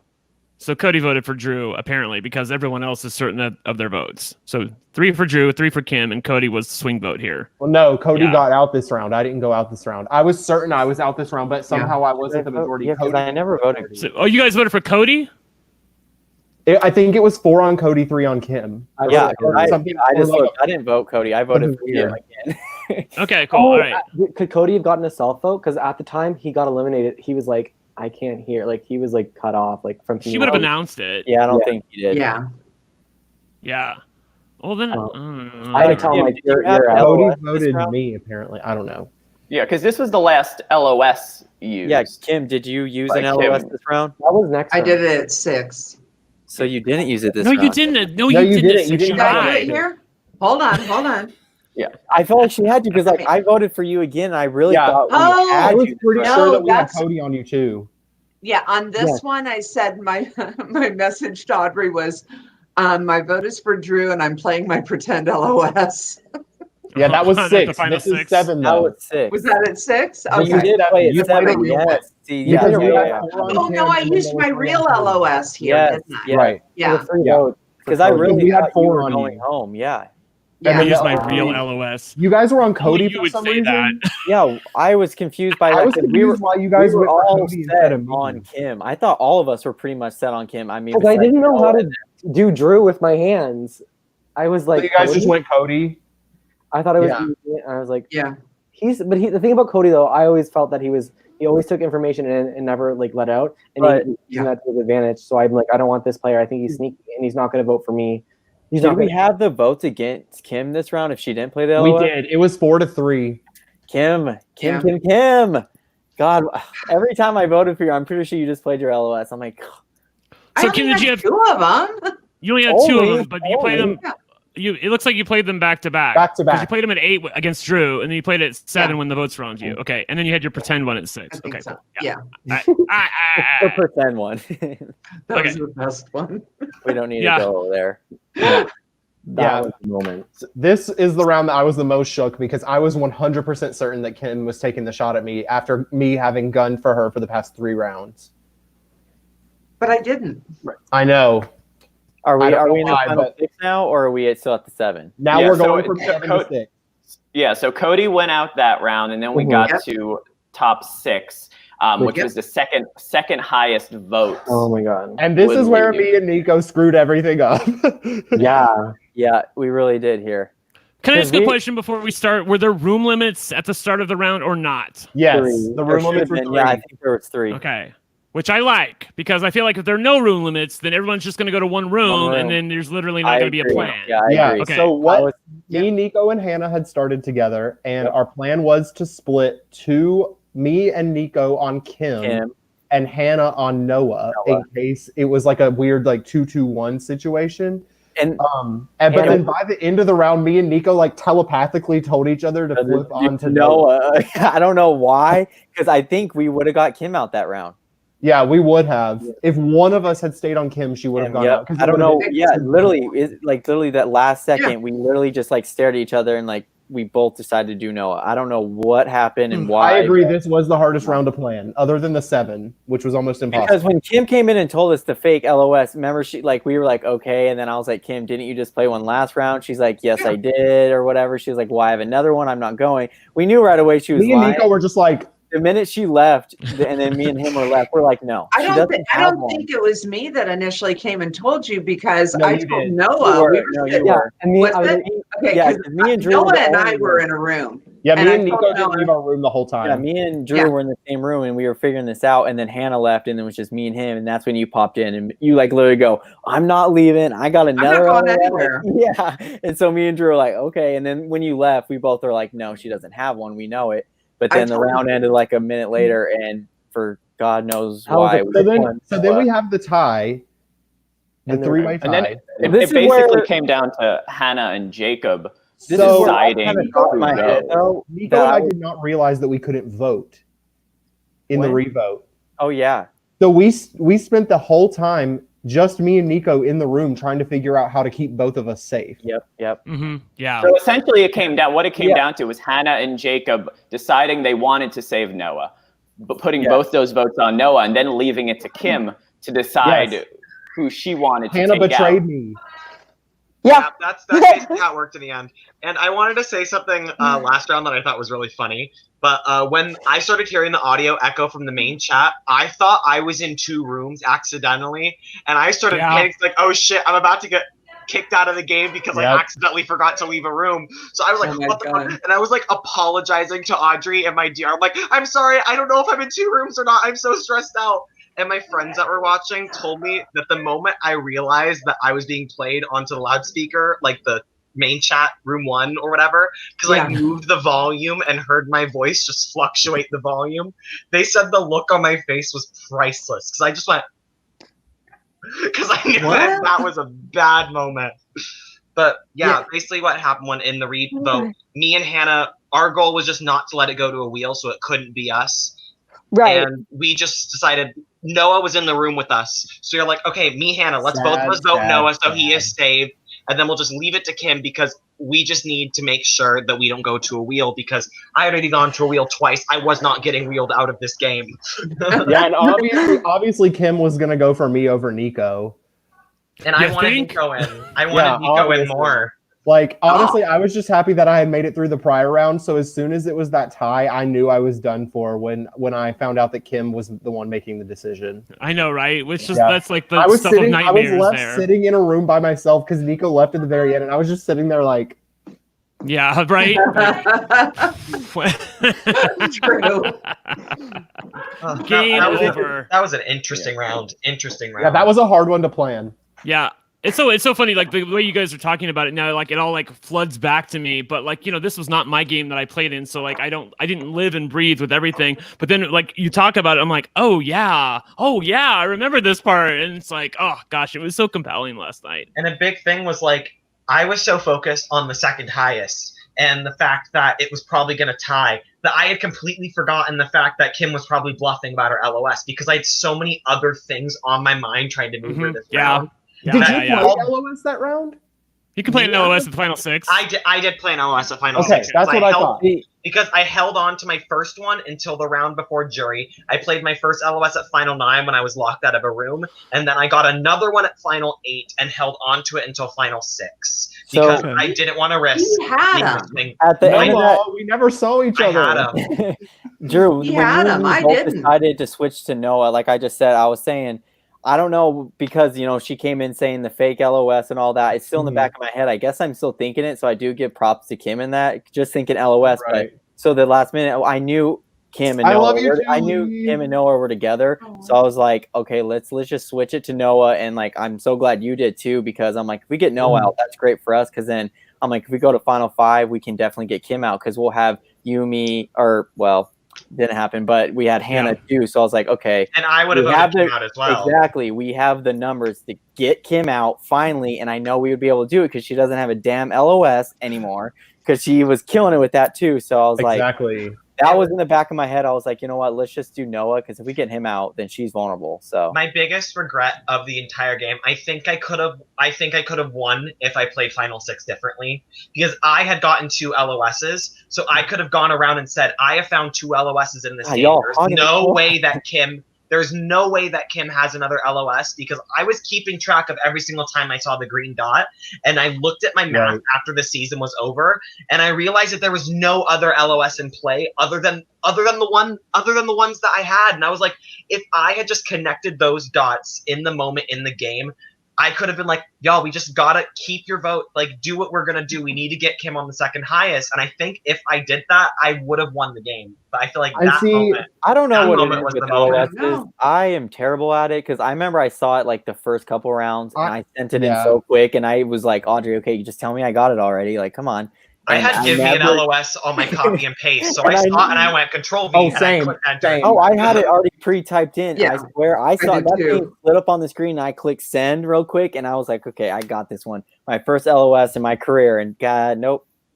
And then the rest of the game, I just gave up. Thank you so much, Noah. I appreciate that. Yeah, and I just like in this final 6, I ended up, like I said, screwing myself because Neiko and I didn't realize we didn't have votes on the revote, so we never left the room. That really, because remember we asked the mod, and we're like, we asked the mod, and the mod was like, "Oh, I'll get back to you," and then the thing is, that's hard. Sorry, that because the mod has to go to the Skype and hurry and ask Audrey. Audrey's preoccupied, like she's planning everything. Yeah. So the mod was like, I'll get back to you. I was like, should we just leave? And you're like, no, like let's wait for the mod. You're like, you're right. I need to know. Like we needed to know, but shit happened. And then the mod, like the very, very end of the round was like Skype Audrey, and then the round ended. Yeah, but it was just we had already had how many ties? And at this point, Audrey was like trying to move things along. Seriously. Yeah, Exactly. I get that. That's what I said. I screwed myself. Yeah, it was really just unfortunate. Kim, a little fun fact.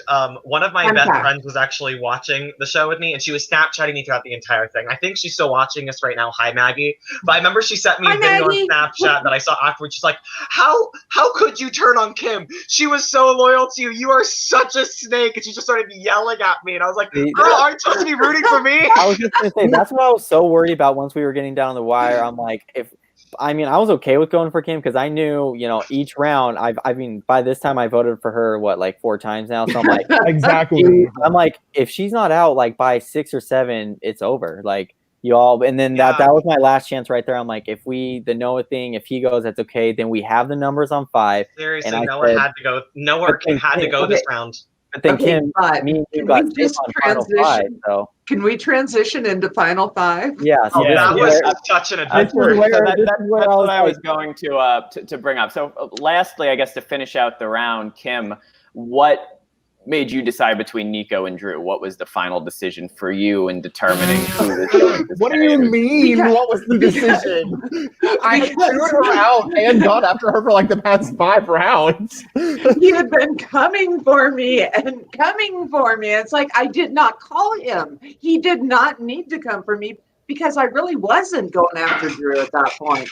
But it's like, dude, you're coming for me and I didn't even call you. Yeah. And Neiko was so much more low key and and Drew was like out there and on the audio really and all that shit. It's like, no, bitch is done. Because I was like, I'm pretty sure Drew was like the Kim Drew right there because you guys have been going at it for a couple rounds. I'm like, okay, I think I'm okay. Yep. All right, so that unfortunately led to the elimination of Drew. Drew, thank you for coming on. Please give Drew a follow. Instagram, I can't wait. Twitter below. I can't wait to get the first boot on Second Chances. It's gonna be really exciting. So love you guys. Follow me. Yeah, Drew. It was so great playing with you. I had such a good time. I love all of you guys. Yeah, Drew, had a good time. Yeah. Peace out. So much fun, Drew. Oh no, the final 5. Oh, final 5. Then that brings us down to 5, where we start out with majority rules.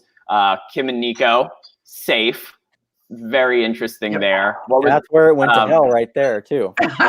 Yeah, like I said, I'm like, we have the numbers. We have Hannah, me, and Jacob. I'm like, honestly, in this round, I was like, okay, not being safe. Like I was like, the answer, like I was just like, okay, whatever. As long as Kim does not get safe, we're good. So when she announced that me and Kim were both safe, I was like, yay, like I'm safe. But Kim, I literally, like, if you see my face, I was just like straight. I was like, okay. I thought this round I was out. I was super I was like, I'm leaving because I thought Neiko would have I thought you were going to stick your leg out for Hannah. And I thought Kim was going to stick her leg out for Noah. And I thought I was going to be in the final 5 with 2 duos and be the one cut. And I was like, I need to fight my ass off right now. That's why when you two were like, I think we're going to go discuss another room. I said, no, can we all like plead our case before you go talk? Like, I would like a chance to speak. When Kim said that too, like, she's like, Neiko, you want to go to another room? I didn't even hear the first time. I was just like sitting there, and then she said it again. I was like, and then that's when you're like, no, we're speaking. I'm like, yeah, plead the case. Let's hear it. I was like, there is no way I'm letting somebody who is I literally was like, I'm in a situation where there are 2 duos and I'm the one not in a duo. I am not letting those 2 leave the room before me getting my damn word in. Like, are you joking? When me and her did leave, I was kind of like, okay, this is good. Honestly, this whole round, I was just kind of pissed off. I was like, God, like, honestly, this is the worst. I was like, why? Like, I just lost Drew. Yeah, so I'm like, in Dakota, I'm like, I'm working with Kim now, I guess, trying to get someone out. Sorry, I interrupted someone. No, honestly, I thought at the start of this round that there was no way in hell that Hannah was going to go. But when we all got to different cases, like, I felt like Jacob was good at speaking, and this is where I used my like public speaking experience, and I just like made sure to lay it all out there on the board. And I feel like that was part of Hannah going. I love that I love that the chat was like, I love how all of these nominees are giving final 2 speeches right now to try to stay in the game. It really was. Y'all gave like a full speech, and I was just like, wow, am I like? I started the trend. I was like, Mine was not I am going to plead my damn case. I'm going out with a bang. Me. I did not. I mean, I didn't give a big final 2 speech because I just didn't think that there was. I just didn't think I was going because I mean, you can see in the game of majority rules, like that second question, like who does the jury think is a floater? Like I voted myself. Honestly, I voted myself too. I obviously was not aware enough of what Kim or Neiko thought of me. Yeah, I have to say, just player. Hannah, at the final 5 here, there's no way you should have gone home. Like listening to you guys talk, I'm still stunned that you guys did not vote Jacob out here. He was. I thought I was going. I thought you did yourself a disservice by arguing so eloquently about why you should stay. I mean, I'm like, there's no way I would want to face that guy in the final 2. Fuck that. How the fuck does he stay here? Kim, who did you vote for? Who did I vote for in this? At the final 5. Yes. Hannah. You voted for Hannah? Noah, you voted for Hannah? No, only Kim and Neiko could vote. Only really? Neiko. Yeah, because this was the superlatives or majority rules, and me and Kim were the ones to last. I forgot. Yeah, in the past. Yeah. Okay, so if it was the past situation, I probably would have gone. Yeah. If the I was hoping it was going to be that way. Yeah, so literally, I thought I was screwed coming into Final 5, so I said, fuck it, I'm going to do everything. I am going to lay it all out on the table right now. And the moment where I calmed down was when Hannah said that she would vote for Neiko in Final 2, because I was like, now Neiko has an incentive to send her to jury. And in that moment, my eyes widened, and I was like, oh my god, keep going. Talk about how much you want him to win. Let him send you to jury. Please keep going, girl. Exactly. So when Hannah's like, when she like gave me that speech too, when you all were giving your like final 2 speeches to us, like she was like, and this is where it was hard too. It's like me and her worked together the whole time. Like we were good. And I felt the same way about you two, Jacob. I'm like, we're pretty good here. Like, that's why I was like going in this final 5. I felt really good. I was like, oh, we got this. Like, as long as Kim doesn't get it, but that went to hell. But then, so when me and Kim went to the other room for what, like 20 seconds before y'all joined us, we were, I literally said, I'm going Noah. And she's like, I'm going Hannah. And then she's like, you know, and she immediately says, she goes, Hannah's going to win this game. And in a way, like, you know, after she spilled her, like, you know, me and her were super close. Like she would give me a vote if I made final 2 or whatnot. I'm thinking like, in a way, she did have a good game. And then that's when, right before I voted her out, like I wanted to make sure, like. Well, yeah, and also you were kind of strong-armed by it too, because if you tie, then another wheel comes up. Exactly. Because you guys can't make a decision. It was literally a lose-lose for me. So like I knew like right away, and that's everyone like on Twitter, and everyone was like smashing me, like why'd you vote Hannah? You guys were like the duo. I was like, I had to. Like if I don't vote her, I knew Kim wasn't gonna switch. And like, and she will go to the effing will for this. So I was like, she will not play around. And I'm like, I'm not going to the will. F that. See, this is honestly, Neiko, this is where I feel like you should have tried to play a little bit harder, because you needed something on your game if you're going to win anyway. And I do feel like went will. No, I think you should have I think you should have told Kim, because there's no way Kim is going to go to a wheel for any of these people. Okay, it's just not going to happen. You should have told her, look, I want Jacob out here. If you don't vote Jacob, I'm going to go to the wheel for you and put her ass under the fire. Trust me, I literally, I was like, she came in and she's like, literally, I'm voting Hannah. And I was good like, on her for that. Yeah, and I'm like, I said, I'm voting Noah, and then she's like, Hannah's gonna win, and then she's like, I'm not going for anyone else. I'm voting Hannah, and like I knew she would go for the will for this, and like I didn't want that in my hands. Yeah. Like, okay. And I'm thinking too, and in the back of my head too, after Hannah literally just gave me that speech that if I did make it to final 2, she had me. So like in the back of my head, I'm like, okay, if I do vote her out, I know she's gonna be like mad. Which, by the way, Hannah, was that true? Yeah, but also, as I was saying, like on the other hand, if you went to the wheel anyway in Final 4, right? So what you were scared of is going out randomly, but which that ultimately happened anyway, right? With the drag and the wheel. Right. So well, the first round what could have been interesting is to see what would have happened if I was in the Final 4 fighting for you, or vice versa, right? Mm-hmm. Because either of us probably would have been comfortable, I'd hope, with either of us winning over, right? Because like the enemy one was like Noah, Jacob, Kim, right? Yeah, 100. I think you just need to communicate Relatively. to Neiko that he needs you at the Final Four, and that if he betrays you here, you're not going to vote for him. I feel like you did it the opposite, where you're like, but if I end up a jury, I'll vote for you, because then he has reason to vote you out.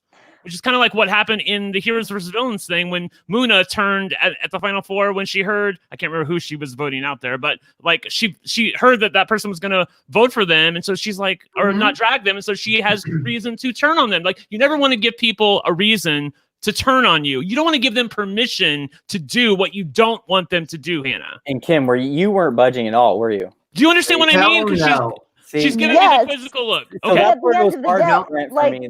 Yeah, go ahead. Wait, let Hannah talk. Yeah, go ahead. Well, at the end of the day, it's all fun and games anyway, right? Right. And right, any of us could have, like, any other combination of Final Four could have gone to wheel. I could have been dragged by anyone, right? So I'm not going to hide the fact of who I'm already voting for. Yeah. Right, because maybe that'll motivate those two to get Neiko out. Maybe that'll motivate them to work harder in their speeches. Like I don't know. Yeah, but Neiko's not up for elimination right here. You're trying to save yourself at the Final Five. That's what I'm trying to. I'm not trying to come for you. I'm just I'm trying to help. I didn't think I was on the block. Oh, I okay. didn't think that they would send me home because I didn't know that. I didn't like the biggest compliment was going home here because Kim's like, oh, I she's see. too nice. I see. All right. And that's exactly what I said to him. I'm I was like, what?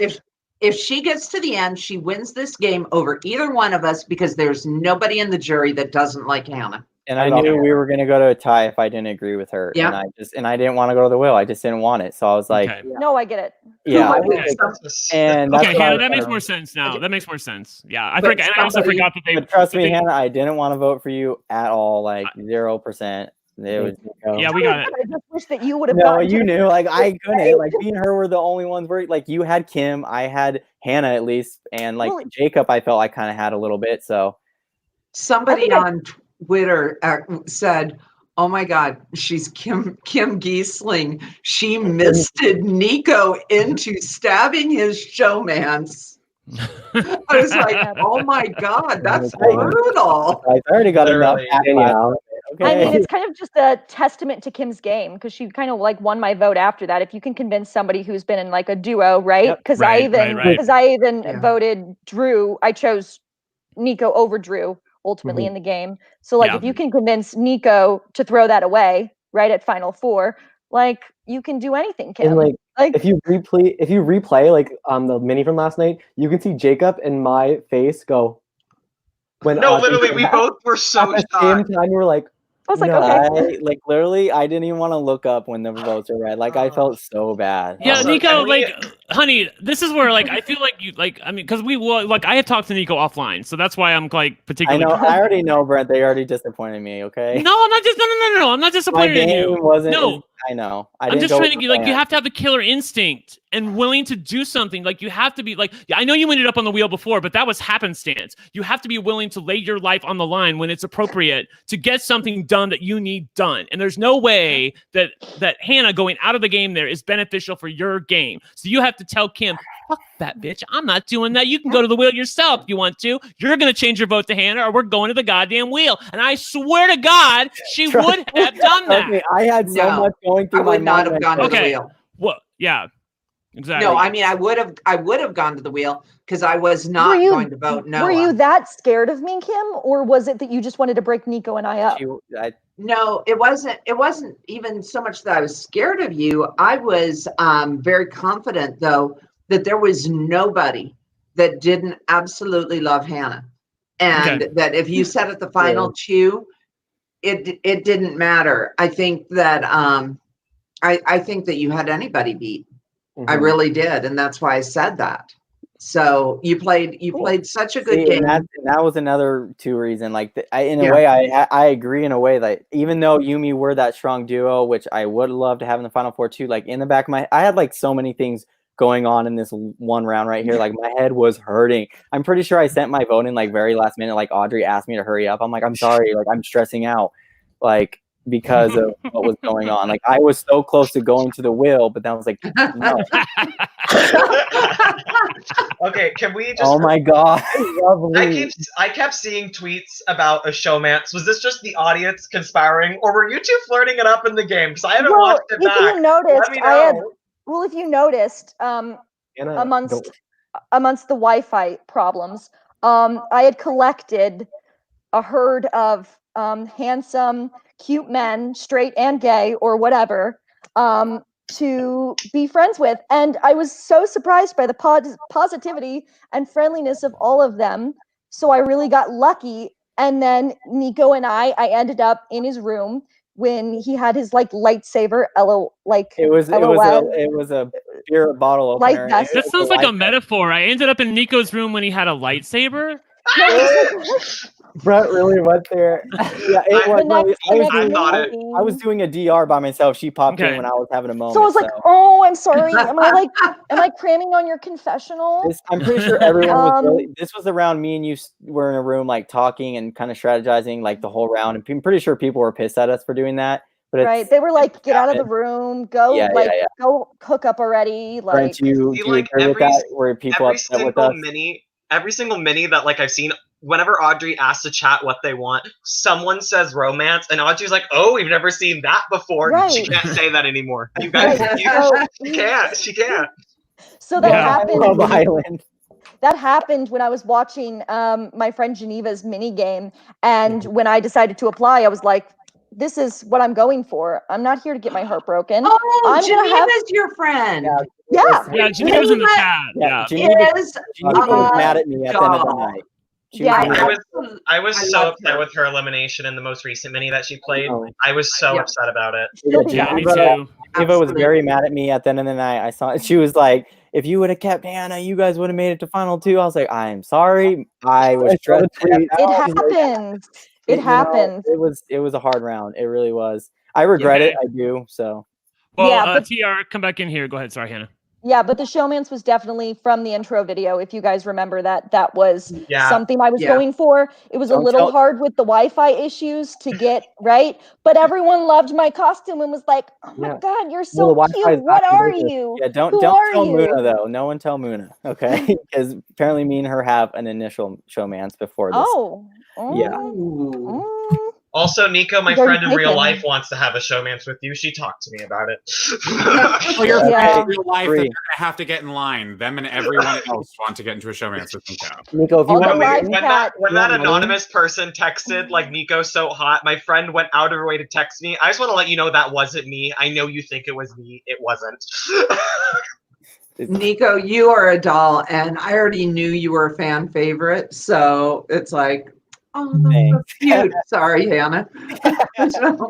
Well, the round 5 resulted in Hannah being eliminated. I'm so sorry to hear it, Hannah, but I'm not sorry that you were able to join us on the podcast today. What a great segue there, right? Thank you so much. Good job, TR. We really appreciate it. Everyone, be sure to follow Hannah down below on Twitter. Thank you, Eva, for convincing Hannah to play. I believe that's what Eva the Queen. Yeah, so thank you both, and hopefully we'll see you play again real soon. You did awesome, by the way, Hannah. You really did. You played a great game. All right, so bringing us into the final 4, the Drag Me to Hell round, where we were left with you 4. And let's talk about it. What were your strategies going into this, and what made you think that Yeah, go ahead and start. Okay, so going into this, I played a loyal and genuine game. I was like, I'm not going to vote Kim no matter what. And people can hate me for doing that, but I'm not going to do that. My thought process going through it was, if I can predict where Kim is going to put her vote between Jacob and Neiko, I can vote the other person, causing a 2-to-1-to-1 vote, technically meaning I never betrayed Kim. And that's what I was trying to go for. Yeah, that's a little too cute for me, honey. Like, Noah, you have to vote Kim out here. Get your head out of your ass. I don't know. How can you not vote her out? You have to. Brent, would you stop encouraging this type of behavior? You already won. Well, look. You at least need to get a name. Let's be honest. The whole Final 4 was me and Jacob literally going, "Come on, Noah, get it through your head. Come on, Noah. She's gonna win if she makes Noah, no." And he's literally like, "No, I'm saving her." Like, I'm like, what? Like, why would you save her? Like, you're practically throwing away your own game for Kim. Like, I didn't get it. Which I don't want to totally come for. I know you did have a plan, Noah. So I'll give you some credit for that. Like, I love the loyalty. You had a plan that this is what my game is on, and so like I need to figure out a way to I need to figure out a way to meld the game that's currently happening into the game that I'm currently playing, meaning that I've been loyal and true. And so I need to show people that, hey, I've been loyal and true, because I have to have something to stand on at the end. And so if I can cause a 2-to-1 vote, then I'll get to say, hey, I kept my word to you, but I'll still get what I want, which is to have Kim out of the game. So I'll give you credit for that. I just feel like in this particular instance, when you don't know exactly what Kim's going to do, because didn't you guys agree on Neiko at the end of the vote? Like both of you said to each other, let's both just vote Neiko then? Yeah. Then why didn't you vote me? No. Yeah, I have no recollection of that, but I didn't think that happened. No, Yeah, I don't think a name was ever said. In the middle of the round, like Kim was going to vote Jacob. So confident. I'm like, why would she not vote Jacob? Like, I thought Jacob was a clear, more higher front runner than Neiko, from the perspective. But I like Neiko. You guys play different games. Absolutely. Kim, I'm wondering who would you have dragged if you got eliminated? If I got eliminated, yeah, I'm just curious. I would have taken you. Sweet. I knew it. There was a risk factor. Yeah, it's risk and reward. Yeah, seriously. No, I was 100%. I was prepared. I was prepared to be voted out. Oh, I remember. Yeah. And I was 100% dragging you with me, Jacob. To give Noah the chance. To give Noah the chance. I was not going to take Noah out of the game, no matter what. It wasn't going to happen. And no, I get it. See, I knew it. Oh yeah. Kim. So I know that I've come for you a little bit and like trying to get people to vote you out, but I will tell you here, if there's a reason not to vote you out, I didn't love your play at the Final Four here. I was really like not loving it up until like the last minute, when I feel like, as I told people who were like, what did you think of Kim's play at the Final Four? And I'm like, it was pretty awful for the most part, until you realized what was happening and you threatened Noah that, this is what's going to happen. And if you don't vote with me here, then I'm going to drag you from the game, which is what you needed to do. But it happened really late. So I was like, okay, she did like the bare minimum. You got there. I mean, I'm happy you got there. I know, but in my defense, okay, I knew what I had to do at the Final Four. Yeah. Okay, I really did. I also know timing is everything. Now, if I laid that on the table at the beginning, you know what would have happened? Noah and I would have been bickering back and forth. Jacob would have interjected a few words here and there to make sure that he wasn't the one to be drugged. And Neiko probably would have sat back going, neither one of them's going to take me. I don't give a shit. So why would I lay that out at the very beginning? Instead, I brought it to the end. I thought, it's not like you have a timer on the screen. I thought that Audrey could come on at any moment and call time, because it went on for a little while. And I was like, girl, you need to get this plan out and get it out now. And you did. Yeah. And it did happen before we had a chance to say who. Yep. Yes. I mean, were you confident that Noah was going to stay loyal, or did you think that there was a chance that he would try to oust you? Because my opinion was for Kim, my opinion was I thought you were sure that Noah was going to stay with you, so you didn't have to worry about it too much, which is why you kind of slow played it. You know what? I really hoped that he had my back as much as I had his, but I've played enough games to know that really is very, very seldom the case. So I knew I had a good shot of him being with me, and I knew that I wasn't going to be mad if he wasn't. So, and that's the thing, though. It was risk and reward for me, and I'm a reality TV game show super fan. I love Sequester. I've seen Kim compete before. So you've seen Kim won before. Yeah, literally. And I'm like, I know what she did to get there. So I'm like, when she says Noah, I'm gonna take. I'm like, I have to weigh that option out. And I was like confident that Kim was gonna vote Jacob, so I was gonna vote Neiko. And I still think that, and I don't regret that play. I have to be at peace with the game I played for the first time too. Right. Especially. So, and I'm at peace with that. You know what? And Noah, if that had worked, that would have been awesome going into the jury speech and saying, I already knew that Jacob and Neiko were voting Kim. I already knew that. Audrey called time before Kim and I had the name. Therefore, yeah. And and I knew if I could get the jury, I could speak. I'm a really good speaker, so I feel like I could have outspoken Neiko, because I feel like Neiko.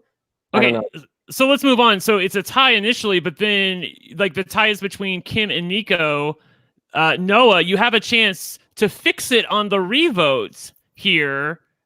It's at the point where I would rather see Kim go. I don't like, if I vote Kim, I still can't risk her dragging me down with her. Because you know that she's gonna know. Okay. No. Yeah, you can't make it look you can't make it look 2-1-1 anymore. Like if you do this, it's going like all the eyes are gonna be on you. And that destroys my whole game, my whole case. Okay. At the Revo, I really thought Noah would probably like the first round I get it, but then I was like, okay, Revo, he'll realize let's get Kim out now, but man, he wouldn't budge. With Survivor, like, Edge of Extinction, for the recent season, Natalie didn't do the fire making challenge, which probably costed her a few votes. And I was like, I'm gonna risk myself going to the wheel, and if it doesn't work out, then it doesn't work out. I'm happy with the game I played, and that's it. I mean, there's something to be said in this game for loyalty, right? It's something that's absolutely, it is something that, especially in a game that you do play multiple times in most cases, like you can build your character up and people know that you're a loyal player. Like that's why I was surprised going back a round or so with Neiko when you actually did take out Hannah, because when we played, we were so loyal to each other. And the thing is, there's no way he'll take her out. I was so loyal to everyone I was working with this whole game. Like Dakota never voted him, never voted Zach, never voted Drew. Like everyone I'm loyal, and I've always have been. Like with you, Louie, like hell, we were loyal to the end. Yeah, so I was, but then right there, like again, there was a situation where is my game at risk here with this will, and it like Noah was like saying like, do you want to take that big move like with the fire? Like it's a good thing with the resume. Trust me, it was bobbling back and forth in my head. I was like, I'm just gonna take my game in my own hands here and just vote Hannah. Like I didn't want the will, but maybe it would. Yeah, just to put a bow on this real quick. So, like, in my opinion, this is what happened. Kim, I think you played the Final Four okay. I don't think you played it well, okay? But I think you did the bare minimum at the end. But what happened was that Noah is trying to create 2-1-1. And so he needs to know who you want to vote for so that he can do the opposite and then, like, try to make it look 2-1-1. But then it went on for so long that then Audrey calls time and you guys don't have a plan together. Each of you thinks that the other person is going to vote for Neiko, or he thinks you're going to vote for Jacob, so he votes for Neiko. You vote for Neiko, and then it's a tie. And then on the revote, he's unwilling to flip because he doesn't want to look unloyal. That's the chain of events here that caused Kim to be in the final two. I just want to point that out. See, I feel like I would. Do you not think that was deliberate? I did not say a name on purpose because I knew that there was a possibility he could do that. And instead, I kept asking him, who do you want to vote for? Who do you want to vote for? I think that's a possibility. It was not readily apparent to us, though, watching it at home. Why would I? But why would I don't know. That's fair. Well, like in the middle, made it apparent to you, it would have also been apparent. Well, also to them. in the middle of the round, Kim, remember I asked you, like I was like, okay, because everyone's asking, like, okay, if you get voted out, who you can drag, and you're like, I'm not gonna tell you. I was like, oh, hey, let's go, Kim. Yeah, it was. Yeah. I feel like it ended up working out in your favor. I will say that. Yeah. I preferred the Final Four. I think for sure. I did enjoy because I see Final Fours happening a lot where it's literally just everybody's threatening to drag everybody, and I don't see any circumstantial gameplay other than just threats being thrown around. I see that a lot at Final Four, but I felt like this Final Four was really strategic in the sense of like. People didn't just say, I'm going to drag you because you're voting me just to say it, to try to like stop it. The only time that was brought up was when Kim threatened Noah. And it was like the one moment where it was really strategically beneficial. It was kind of around where everybody stood their own, was open. And I feel like it was a lot more strategic than I've seen a lot of other Final Fours in my mini experience. I wish I would have. I don't know if I would have, because I don't even think I ever threatened to like drag Noah if he voted me, but I don't like I was going to sitting there. I was like, I'm just going to say that, but I knew it's not going to change. Like he was so strong with Kim there. I was like, even if I say, oh, if you vote me, I'm dragging you, like it wasn't going to matter. So like, yeah, like what Jacob's saying is like everyone was kind of sitting back, like strategically thinking about this more than, in the past where people were throwing out, I'm going to drag you, don't do it. So yeah, I don't know if I could have went a different way to. Because usually Final Four is a snooze for me when I'm watching the show. So I'm like, oh, they're all just going to threaten each other. It's going to tie. Somebody's going to flip. But Jacob, it never happens. I mean, it never happens. Exactly. It never happens. Exactly. It isn't exciting until the results. But I feel like this time it was exciting all the way up until the results, which I really appreciate. I was going to, if that hadn't worked, my next step is I was going to try, because I had already gotten Neiko to vote Hannah, I was going to try and get Neiko to vote with me and Noah and take out Jacob. Yeah, if you said I the thing is I knew my best shot was to stick with Jacob, I'm pretty sure. But the thing is in the way I knew when it came to the second round, you know, with Noah and Jacob on the wheel, sadly I didn't want Jacob to go, but I was like, I need Jacob to go home here. I needed to land on him because I knew he wouldn't drag me. I think he would have respected it and kept you and me, Kim, to the final two and taken Noah. I would have. Honestly, on my screen, I thought it landed on you, so I was sitting there like, too. I did too. I swear it said on you, so I was like, oh hell yeah, okay. So Jacob, who would you have dragged if it would have landed on you? I would have dragged Noah because I was torn between who I would have voted for between Neiko and Kim, because I feel like in my final two speech, I said that sometimes I believe playing like a low-key under-the-radar strategic game is better than playing louder, and I wanted to see how Neiko would have pleaded his case in the final two. So I would have wanted to see Kim and Neiko win, because if it was a Kim and Noah final two, I feel like it was a clear situation of one being loyal. Like I couldn't see. I don't know what I would have. I'm pretty sure I would have voted for Kim no matter what in that situation. So I wanted there to be a battle regardless. I didn't want it to be an easy final two unless it was me sitting in final two. You know? Yeah. Yeah. And I think it would have been a tough. Like if Noah and I had gotten to the final two, that would have been tough because we had been aligned since the beginning. Even Ethan posted somewhere, maybe in Sequester community, saying, I was so excited when I got into room 1 with Kim, because going all the way back to 1.0, my final two were my final two all the way to the end. My final three, actually, it was Natasha and Michael. They were my final three all the way to the end. So he knew. And so he was excited about it. Yeah, that wheel was definitely an interesting ending for the final four. Like I didn't my thing lagged and it stopped on me because the screen lagged. Okay, I was like, that's what I thought done. too. And then all of a sudden Audrey goes, all right, Noah, and I went, what? Trust me, I saw you too, so I sat back and I was like, okay, like I'm good. Like I really think you're gonna drag Noah. I even sat back too. I was like, okay, yeah, cool. I thought it landed on me, and then she said, and then the screen just goes boop to Noah, and I was like, oh my god. I think he was gonna drag me. If I was eliminated, I would have dragged Noah too. And when I just want to take a moment to say because I wanted Kim in the final two if it wasn't. Yeah.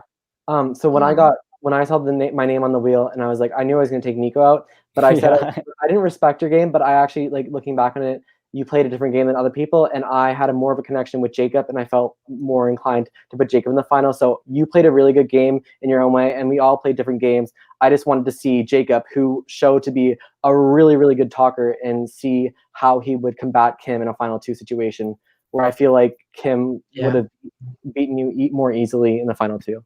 And I know, like, I talked to Brent, like, beforehand, like, I was planning on playing a whole different game coming into this, but for some reason, when I started the game and the people I saw I was playing with, and then, like, just kind of adapting to how they, like, I wanted to go guns ho, kind of like how Dakota started out. And I don't know what it is with me. I just backed off with it, and I'm like, there are bigger targets. And what my big game plan, I know people probably don't respect, like, my game as much, and it's different because I'm not like that big, person throwing out names and all that. But I like to cling on to the relationships like I have with Hannah, Drew, Dakota, Zach. Like I like to keep, and like Louie can contest to that like I really like to make sure I mend those things, so they, like, when they go to other rooms, they got my back, like, and I knew they do, like, and majority of the game my name never came up, because if it did, they were spraying something different. Right. So like that's what always I don't like. Again, it may suck once I get further into the game, final two, maybe my plea isn't as big because I didn't have big moves like Kim did or whatnot, but I rely on the like social aspect of connecting with people and building relationships. Yeah, that's of like this, like the low key gameplays. It's hard. I know this as well. It's hard for a low key strategic game player to win in a final two in a mini. It would be a completely different story if it was like one of the main series from the olden days where it was drawn out over a week and people had time to look at all the minuscule little things. It's just so fast paced that what's big and flashy in front of you is what people are always going to focus on, and it's hard to take people's eyes off. And like halfway through the game, I knew like, okay, I was still on those big relationship things. I'm like, if I do make it in the end, like I'm going to have to start making some moves. And that's when I was starting to go after Kim a lot too, but obviously struck out on that like 4 times. So it just, it happened how it did. I don't know. I feel like if I ever do want to win, I do have to change up my game, but well, you almost made the final two, and like if a couple things go your way, like if Kim goes out, or maybe the wheel hits Kim. Yeah, or if the wheel would have went on Jacob, I really think I would have made final two. So like, you would have. It literally just was a luck right there. If Kim and I voted separately, you would have been the final two. Like that was, and it was just a chain of reactions that happened after. That's and I don't know if me and Kim were in final, I don't know if I would have had a chance against her. But I feel like if I would have, my plan was pleading my case with like the loyalty, and a lot of people in the jury, like I had Hannah. Yeah, Drew, I think you needed to be in the final two against Noah. Like if Kim goes out of the game and then she drags Jacob with her, then Neiko and Noah in the final two. That's your best shot. Yeah, like I was which is Noah what would have happened if it landed on me. Yeah, it's just luck, it is what it is. Yeah, it's hard to navigate the end game of Sequester. Yeah, I don't know if I'm made for these. I guess I don't know. I guess I'm not the best for these. Neiko, I don't understand what you're saying. So you made jury in your last one, right? And then like you made the final three in this one. So like, I mean, how can you say these are not meant for you? Like, I mean, you play really well and people enjoy working with you and you're loyal and like people like you. And if you had made the final two, look, I mean, it was going to be really hard for you to win against Kim or Jacob. Let's just be real, because they're both absolutely they had great games the whole time. That's what that's what I'm like. That's why you're not always going to be up against a Kim or a Jacob. I feel like if you play again, I mean, I can talk to you. I have some thoughts for how you can win. Yeah. This might be the last. Neiko, I could have seen you winning. I had you as one of my winners picks from like early on. Like I had 4 names written down in like the pre-jury, and it was Ashley, Neiko, Kim, and Ethan as the 4 people. I was like, if I don't win, the winner is one of these 4, and I'm confident about it. And I had you in there because I saw you as one of those low-key strategic players. And if you were in the final 2 against Kim and I went to jury, my vote wasn't locked on Kim because I would want to hear what you had to say, because I feel like in the same way that I said in final 2 how me and Kim played so drastically different, it's just what you prefer. I prefer your type of gameplay in a winner. Like that is what I like in a winner. So I would have heard you out, and if you could have given a really good final 2 speech, I would have 100% voted for you and tried to sway jury in your favor. Like, I love this saying, like, play smarter, not harder. And if you were able to prove that you played smarter, I would have 100% voted for you. That was my game plan going into it. I really was because I knew Kim was going to have the big moves and everything in her final speech, and I was like, well, I'm going to have to build a relationship. I didn't want. I just knew like that I had to admit what my game was and feed off of it, and if they respect it, they respect it. If they don't, they don't. Like, and again, like I said, there was a good amount of people in the jury I felt like I was really close with. I was worried about Hannah after I voted her out, but I was like, I think she'll still respect it, but. It's just you never know. Yeah, I think that's why you do have a leg up going into the end, though, because you do have those bonds that you create. Yeah, I agree. And that's what I was really banking on. Loyal to you because you're so loyal. Yeah. It would have been a battle of social game versus it would have been a battle of bonds versus reputation almost if it was a Kim and Neiko final 2. It'd be like, do I value the reputation of somebody who's making it to final 2 being a big target, or do I want to vote for the person that connected with me and I have the strongest bond with? It would have just been a battle of what the jury prefers, and I feel like it would have been a tight race. Yeah, I guess it's been good for me. What final 6 last time, and then I guess final 3. It's good, I guess, but I don't know if it's good enough in final 2 to win. So that's why I was trying to come into this game more, guns a-blazing, and I told Brent that, but didn't end it up. I mean, it still worked out to be good, but. And regardless, 3rd place out of 20 is not something to dismiss. I'm so happy. Your average placement is what, 4.5 with 3 and 6. Like that's really good. That's really, really good. Yeah, really good. I'm not mad. Yeah, it was okay. Good. Yeah, please don't be mad. You played fun, and also Noah. I don't want to totally I mean, everybody. I know Neiko before this. I didn't know you before this, but you also played a really phenomenal game. I see what you were trying to do at Final 4. Didn't work out, but I hope you had at least an enjoyable time. If I made it to the final 2, I just needed that chance to get my case across the board. Exactly. That's what I do in my life, and I just sell and I talk, and people want to listen. Yeah, I felt confident going into final 2, except for Kim, because I was like, I don't know. I do not know if my speaking abilities can beat Kim's reputation, but I know I can get a lot of words out in a very short amount of time, and I go to theater school. I take speech classes where we have to give like giant monologue speeches in 60 seconds and hit every single consonant. I know I can get my words across really easily. When she says 60 seconds, I can make a 5-minute speech condensed into 60 seconds just by talking really fast. It's like, you've seen the videos of Trisha Paytas like going on the reality shows, like just talking words, like that's me. But I use the word tenacious. What? Yeah, Kim, when you said that, okay. Tenacious was a really good word. I was like, ooh, I like that. That final 5, Kim being safe, it really pissed me off. Like, it's so, like, honestly, I did not care about me being safe. I was just, it still gets him, like, why did she have to be safe with me? Like, couldn't it just been me, maybe? But no, I was like, that just ruined the game right there. I was like, that was our shot.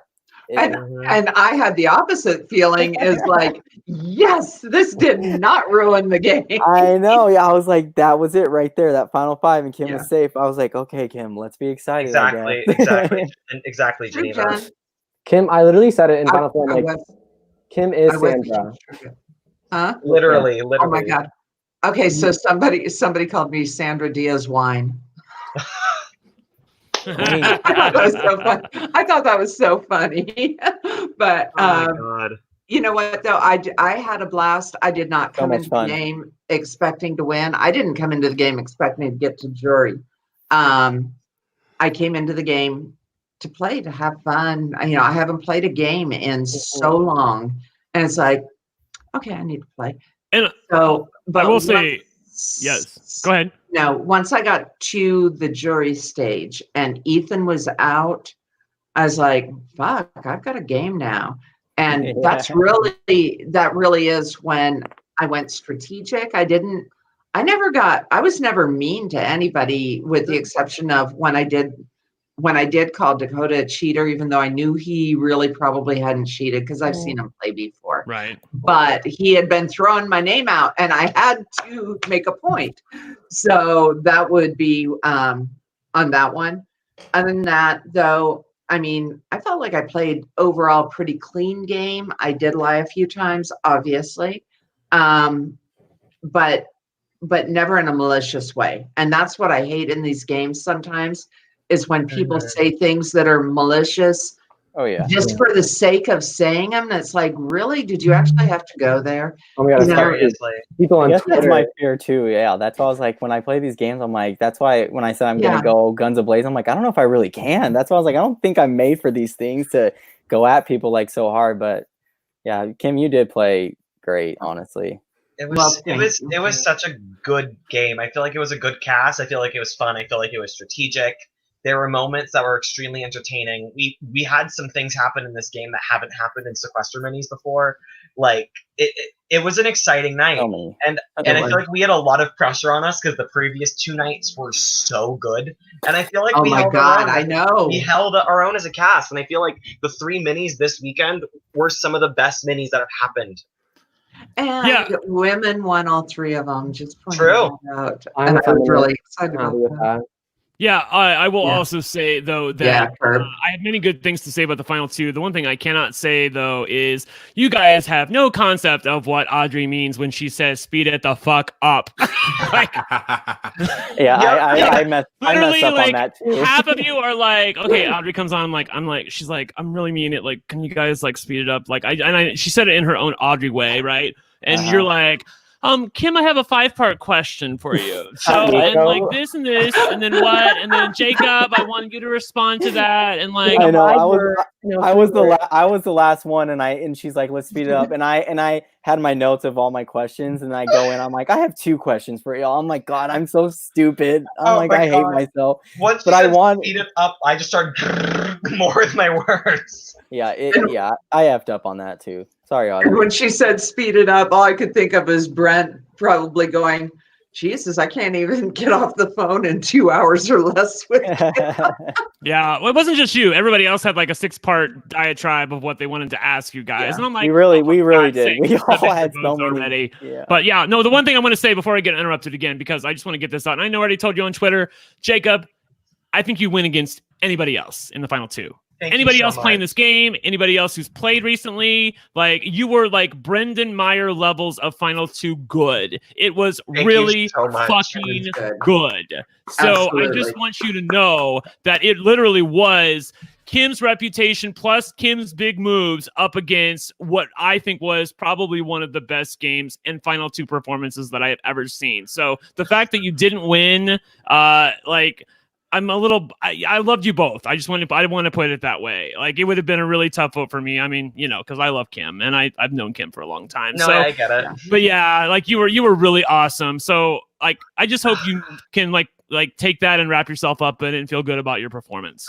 I feel so good about my Final 2 performance. Like the thing that I take away in this game that I'm the most proud about is there was a moment where people like watching the show really had no idea who was gonna win, and I said to myself after, I was like, did I just stand my ground against Kim? Did I just really just like hold like I played a low-key game and held my ground against Kim in his Final 2 speech? What came over me? Like what blessing from whatever is out there just like enhanced me with all of the speaking abilities in that moment. Right.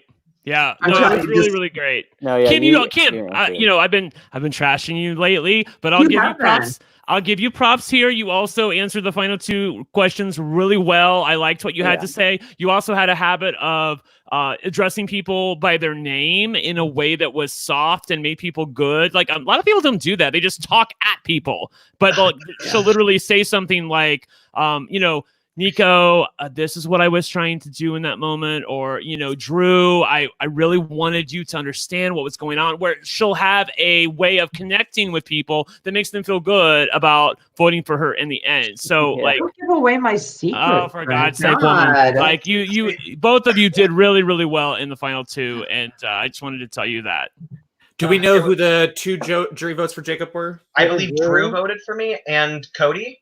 Okay. Yeah, I almost voted for you, Jacob, because like again, you were solid with your jury questions and all that. I really was the last minute toss up vote, but the thing is that Kim got me out. Like Brent said, she has like that 100% soft of like Neiko, like I wanted you gone, but like like it's just the way she does it. And she had like the point where she made me vote Hannah too. Like I'm just thinking like, damn, Kim really knows her thing. Like she's got it down. So like I gave it to Kim. I'm like she played like a beast. So trust me, I almost gave it to you too though. So don't. I said it in one of my answers. Somebody said, "Why should you win over the other person?" And I said, "This is a very subjective Final 2 because I feel like we played I feel like Kim played the perfect big moves gameplay, and I feel like Kim played an almost perfect big moves game, and I played an almost perfect low-key strategic game. So it was literally a circumstance of this isn't who played better. This isn't a clear one over the other. This is just who would you prefer to represent your season?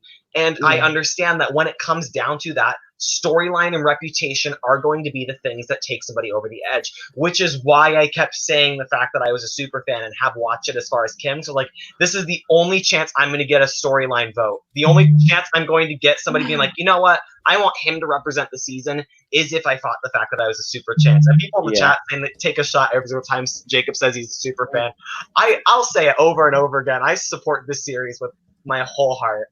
Like it's so good. And so many of my friends now are interested because a lot of my friends tuned into it, and I'm like, yes, like this is so fun that people actually, because I don't have a reality show alternate Twitter. I just tweet on my main Twitter. Like if my friends want to unfollow me, like they can. I don't care. I'm gonna tweet about a show and talk about it. So now a bunch of people understand why I love it so much. Which is cool. Honestly, and let's be honest, like I love Sequester for a variety of reasons. I mean, I feel like it's the show that I respond best to because it rewards aggressive play and big moves. I know, right, Bill? But like it's a show that I just really have grown to love. And also, like, let's be real, like most of us aren't going to be on Big Brother or Survivor anytime in our lives, and like playing a mini might be like the closest that we get. And like there's thousands of people who are watching you on a nightly basis. It's pretty fucking cool. So I love the fact, But don't count me out. When I turn 21, I will be auditioning for Big Brother every single year until I get on that show. I will be the stereotypical token. I'll do it to get on Big Brother. Watch me. I'll do it. Kim, have you tried to be on either one of those, Kim? Kim's auditioned for Big Brother. I have never and will never audition for Survivor because they would throw me off the island for whining too much. I would not make it there. Did you not see her on Sequester with her fucking coffee, Nico? Oh yeah, no, that's why I was asking. Yeah. Honestly, I was like, oh hell no. Love that thing. Yeah. I would definitely do. I did apply for Big Brother. Good. Season 13, and that bitch Shelly got my spot. Oh no, me. I would love to. No, and I was going to this year until the whole pandemic thing, and they were canceling everything. Right. Yeah. And so I didn't end up getting. I did not get a tape into them. See, did they cancel Big Brother this year? Is that? We don't know. I think they're still playing it by year. Maybe we'll get something in the fall. I sent a video for it, and I was like, okay, this is stupid. Now I'm gonna do it in the fall. Nico, it's not stupid. Like they keep those. Like if you can catch their eye, they'll still call you back, even if it's like 6 months later or something. Most of their casting is recruits. Most of them recruit people that have either previously auditioned or people that they find. It is very rare that your first audition will get you cast just because they want to feel you out. So you audition first. If you make enough of an impression to stay in their minds, they might think, oh, this person's going to be with this person that we've already casted. We've seen 3 of this person's auditions. So let's cast. I was going to say the same thing, Kim. What did I say? Casted. Oh, whatever. It's okay. Everyone does it. My biggest theater major, not an English major. Right. No, but yeah, Nico, I'd love to be on Survivor. I think Survivor or Big Brother, either one, like your way of connecting with people and having a more low-key game, I feel like would work really well on both of those shows where you have more time to build something with people. Yep. Or even like Nico, even like regular Sequester, like the live version of Sequester, where you have days on end. It's so hard for me coming in. Like when I first played, I was just like, this is gonna be hard for me because I'm a people person and I love connecting like in person. And I'm like kind of outgoing, and it's hard for me to do this over, the camera. And sometimes I get kind of weird on camera, I feel like, so I don't know. But I'm definitely in person, like I'm all about that. So like that's why I feel like if there was a live sequester, I would love to do that. There is a live sequester. There is a live one. I'm saying like if I got on it, I feel like at the time, the time in building and talking to people. I can just see it like 6 months from now, me interviewing Nico for Sequester season 4. Maybe one day. Nico, you're gonna play more aggressive this time. You tell me, like where have I heard this before? I'm gonna tell you that again than not. Yeah. Well, it might work better on that because you have more time. Exactly. Why do I feel like this is just us talking now, like in a Skype call? Oh no, there's still people watching. We have some questions coming in from some people. So we have who would Jacob vote for, Nico versus Kim? See, I wouldn't be able to know because I needed to hear Nico's plea because I respected both of their games and what they were, and I think they both played their hearts out in the way that they did. And going in, Jory, my vote would be leaning towards Kim, but I was not sold because I wanted to hear what Nico had to say because I didn't see Nico's game, a lot of it. Like, and if he blew me away with like how he worked alliances and social manipulation, he could have easily taken my vote. Easily. Because I was not voting based off of past games or past anything. I was voting on who I think played the best game in the last 5 hours with nothing else included in it. Right. I was gonna say, I'm like, TR's probably hating somebody us added Jenny Rose's. Big Brother. Who added Jenny Rose's? Was that my mother trying to say something? Oh no! Oh God! It was your mom saying that you turned 21 in January. Thanks, Mom. Thanks, Mom. Okay, so we also have someone asked who was the most robbed non-finalist. So who from pre-jury do you think? Ashley. Literally Ashley. Like Ashley. I could have seen her making it to final 2. Like because she had a bold game and she had a strategic game. Like I just look at Ashley. I'm like, I agree. Her personality is so contagious. I was happy she went, but I agree that she was probably the most robbed out of it because she was, again, she said she didn't trust me after a couple of those rounds. So I was like, I was so happy. And Dakota. I thought Dakota was playing a really good game, and I would throw Aaron in there too as somebody I think who was robbed. Oh yeah. There were quite a few robs on this one. There were. There really were. So much going on. Oh, we have another thing. Jacob, your mom is so proud of you. I'm now a Sequester fan. Love you. Oh, that's so sweet. nice. Those are the kind of comments we like to get. Thank you, Jenny Rose's 1975. I appreciate it. Everybody, my mother's name, we all call her Queen Jenny in my friend group. It's kind of an adventure. And I got her into Animal Crossing, so I won.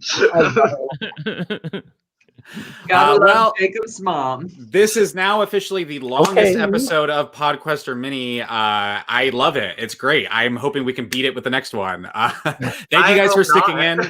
There's a pretty great, good chunk of people who were here the whole time. So thank you for that. Thanks for being engaged in the chat. I'm going to go solo on the screen for a second, so don't go anywhere just yet. But this was not the last Sequester Mini. No. Audrey does them every week. We have 2 more coming up this weekend, a Patron Mini on Friday and a special Survivor Mini featuring all former castaways. So that's going to be very, very exciting. That'll be this coming Saturday. You can watch it at sequesteraccess.com. You can go to the live feed tab. There's videos on how a mini works, explaining everything. You have your leaderboard done here with some of the winners. A lot of fun. And please, if you're a fan of Sequester, if you're a fan of what Audrey does, become a member on the Patreon. We celebrated 500 members on the Patreon with our All-Stars game this past weekend, and then hit 600 as well. So let's keep that number going up and up and up. You can become a member for as little as $3 a month, and then you can play a mini, and you can be on this podcast, and we can talk to you. And maybe Brent can chew you out in the chat or on the podcast. But just think, come play a game, please do it. And if you stuck around, be sure to hit the subscribe button, hit the like button down below, not the dislike button, please. Yeah, guys, do you want to start plugging your social medias? I'm going to make them pop up on the screen. Kim, you can go first. Mine is so basic. It's Kim Mattina, KIMMATTINA. And it's that on, I think, everything except Snapchat. And I don't know what it is on Snapchat because that's what you kids use these days. All right, everyone, you got to go find Kim's Snapchat. That's the next goal. All right, Jacob, can you plug yours? My Twitter is JacobRHG. My Twitter used to be JacobRHG777, but my account got deactivated 3 years ago because Twitter thought that I was under the age of 13 because they said I looked that young in my pictures. So my new Twitter is JacobRHG, and all of my old Sequester tweets from like the original seasons are all gone because of that. So sad. And then my Instagram is JacobRHG777. I love just posting stuff about my life and makeup and all that fun stuff. I have a picture of the prerequisite of the pink look on my Instagram currently. You could see what it was before it evolved into what it was tonight. Please, I will follow everybody back. Your mom just subscribed to our YouTube, so thank you. Oh, awesome! Come on, Queen Jenny. Yeah, Jacob. Also, your beat was beat last night. Thank you. It was awesome. It was really, really good. I knew that my camera would make myself look a little blurry, so I wasn't really worried about some of the fine details, like my eyebrows, hairs looking like mashed potatoes. But that's okay. We're gonna go with it. All right. Neiko. All right, yeah. So my Twitter is NeikoPlano2. I literally have not been much of a Twitter person, but I have been recently getting into it more now with Sequester, and I'm starting to love it a lot more. So that's awesome. And then Instagram, that's where I'm a little bit more on, just NeikoPlano straight up. I post kind of often, kind of with my job. I have to post a little bit more now, so I might be on there. So yeah. All right, Noah. My Twitter is Noah Vaughn. Pretty simple. Just follow me, check me out, and I'll follow you back at Kim. Kim, yeah, Kim. Go Twitter. See, I finally got the Kim follow back after 3 years. I'm following you guys. No, yeah, Kim. Come on, Kim. You're not following me either. What the heck? Kim. Right. Oh my God! It's because I'm not. I'm not socially media-ish, savvy-ish. Kim said, you have to prove yourself to me first before I grace you with a follow. Yeah. She said, earn your legend status before you can come talk to me on Twitter. Can I tell you that I totally fangirled out today because 2 players coming up in the Survivor Mini have DM'd me. They slipped into my DMs. And I currently did just talked to someone about it too. I helped someone out with it just before I ended this podcast. Wow. Yeah, I have someone. Some people talk to me. Jesus, like my DMs are open. Like I would love to talk to you. Yeah, he'll help you out too. He's somebody good to help out. You can find me at OneLuckyGay. That's one spelled out ONE. You can follow me on Twitter, mostly Instagram. I do a little bit, but I really don't like it. And you can come complain to me or talk to me or whatever you want to do. But that's where you can find me to yell at me. By the way, Neiko, I love your last name. I've seen your last name before, but I've never actually said it out loud. It's Thank you. Neiko Polino. I'm like, oh, that's so cool. Like, I wish I had a last name that kind of rhymed, but it's not going to happen. Yeah. And you can find me at TR Conradi on Twitter, Instagram, and Byte. And we will be going live again this weekend after Friday night's Sequester Mini at 8 p.m. Eastern Standard Time. We are going to be going live the following day, Saturday at 3 p.m. Eastern Standard Time with players from the game to discuss it. Should be fun. And then, of course, that night we have the Survivor Mini. So be sure to tune in for that. We have another fun weekend. We're wrapping up a crazy weekend. Thank you to Audrey for making this all possible. Thank you for all the work that she put in. Thank you to all the fans. Thank you for everyone watching. And thank you guys for showing up here and spending the time to talk about everything with us. TR, thank you for having us. Thank you, TR. Thank you and so thank much. you to Louie. Louie pieced out so that way we can have it for all of us. But Louie, Bye, Louie. Peace out. Couldn't do it without him. And thank you, Brent, for providing your wise and knowledgeable opinions on what you thought about the game. That was really entertaining to hear. Sounds good, Jacob. Thank you. All right, guys. We'll see you in the next one. Bye. Bye.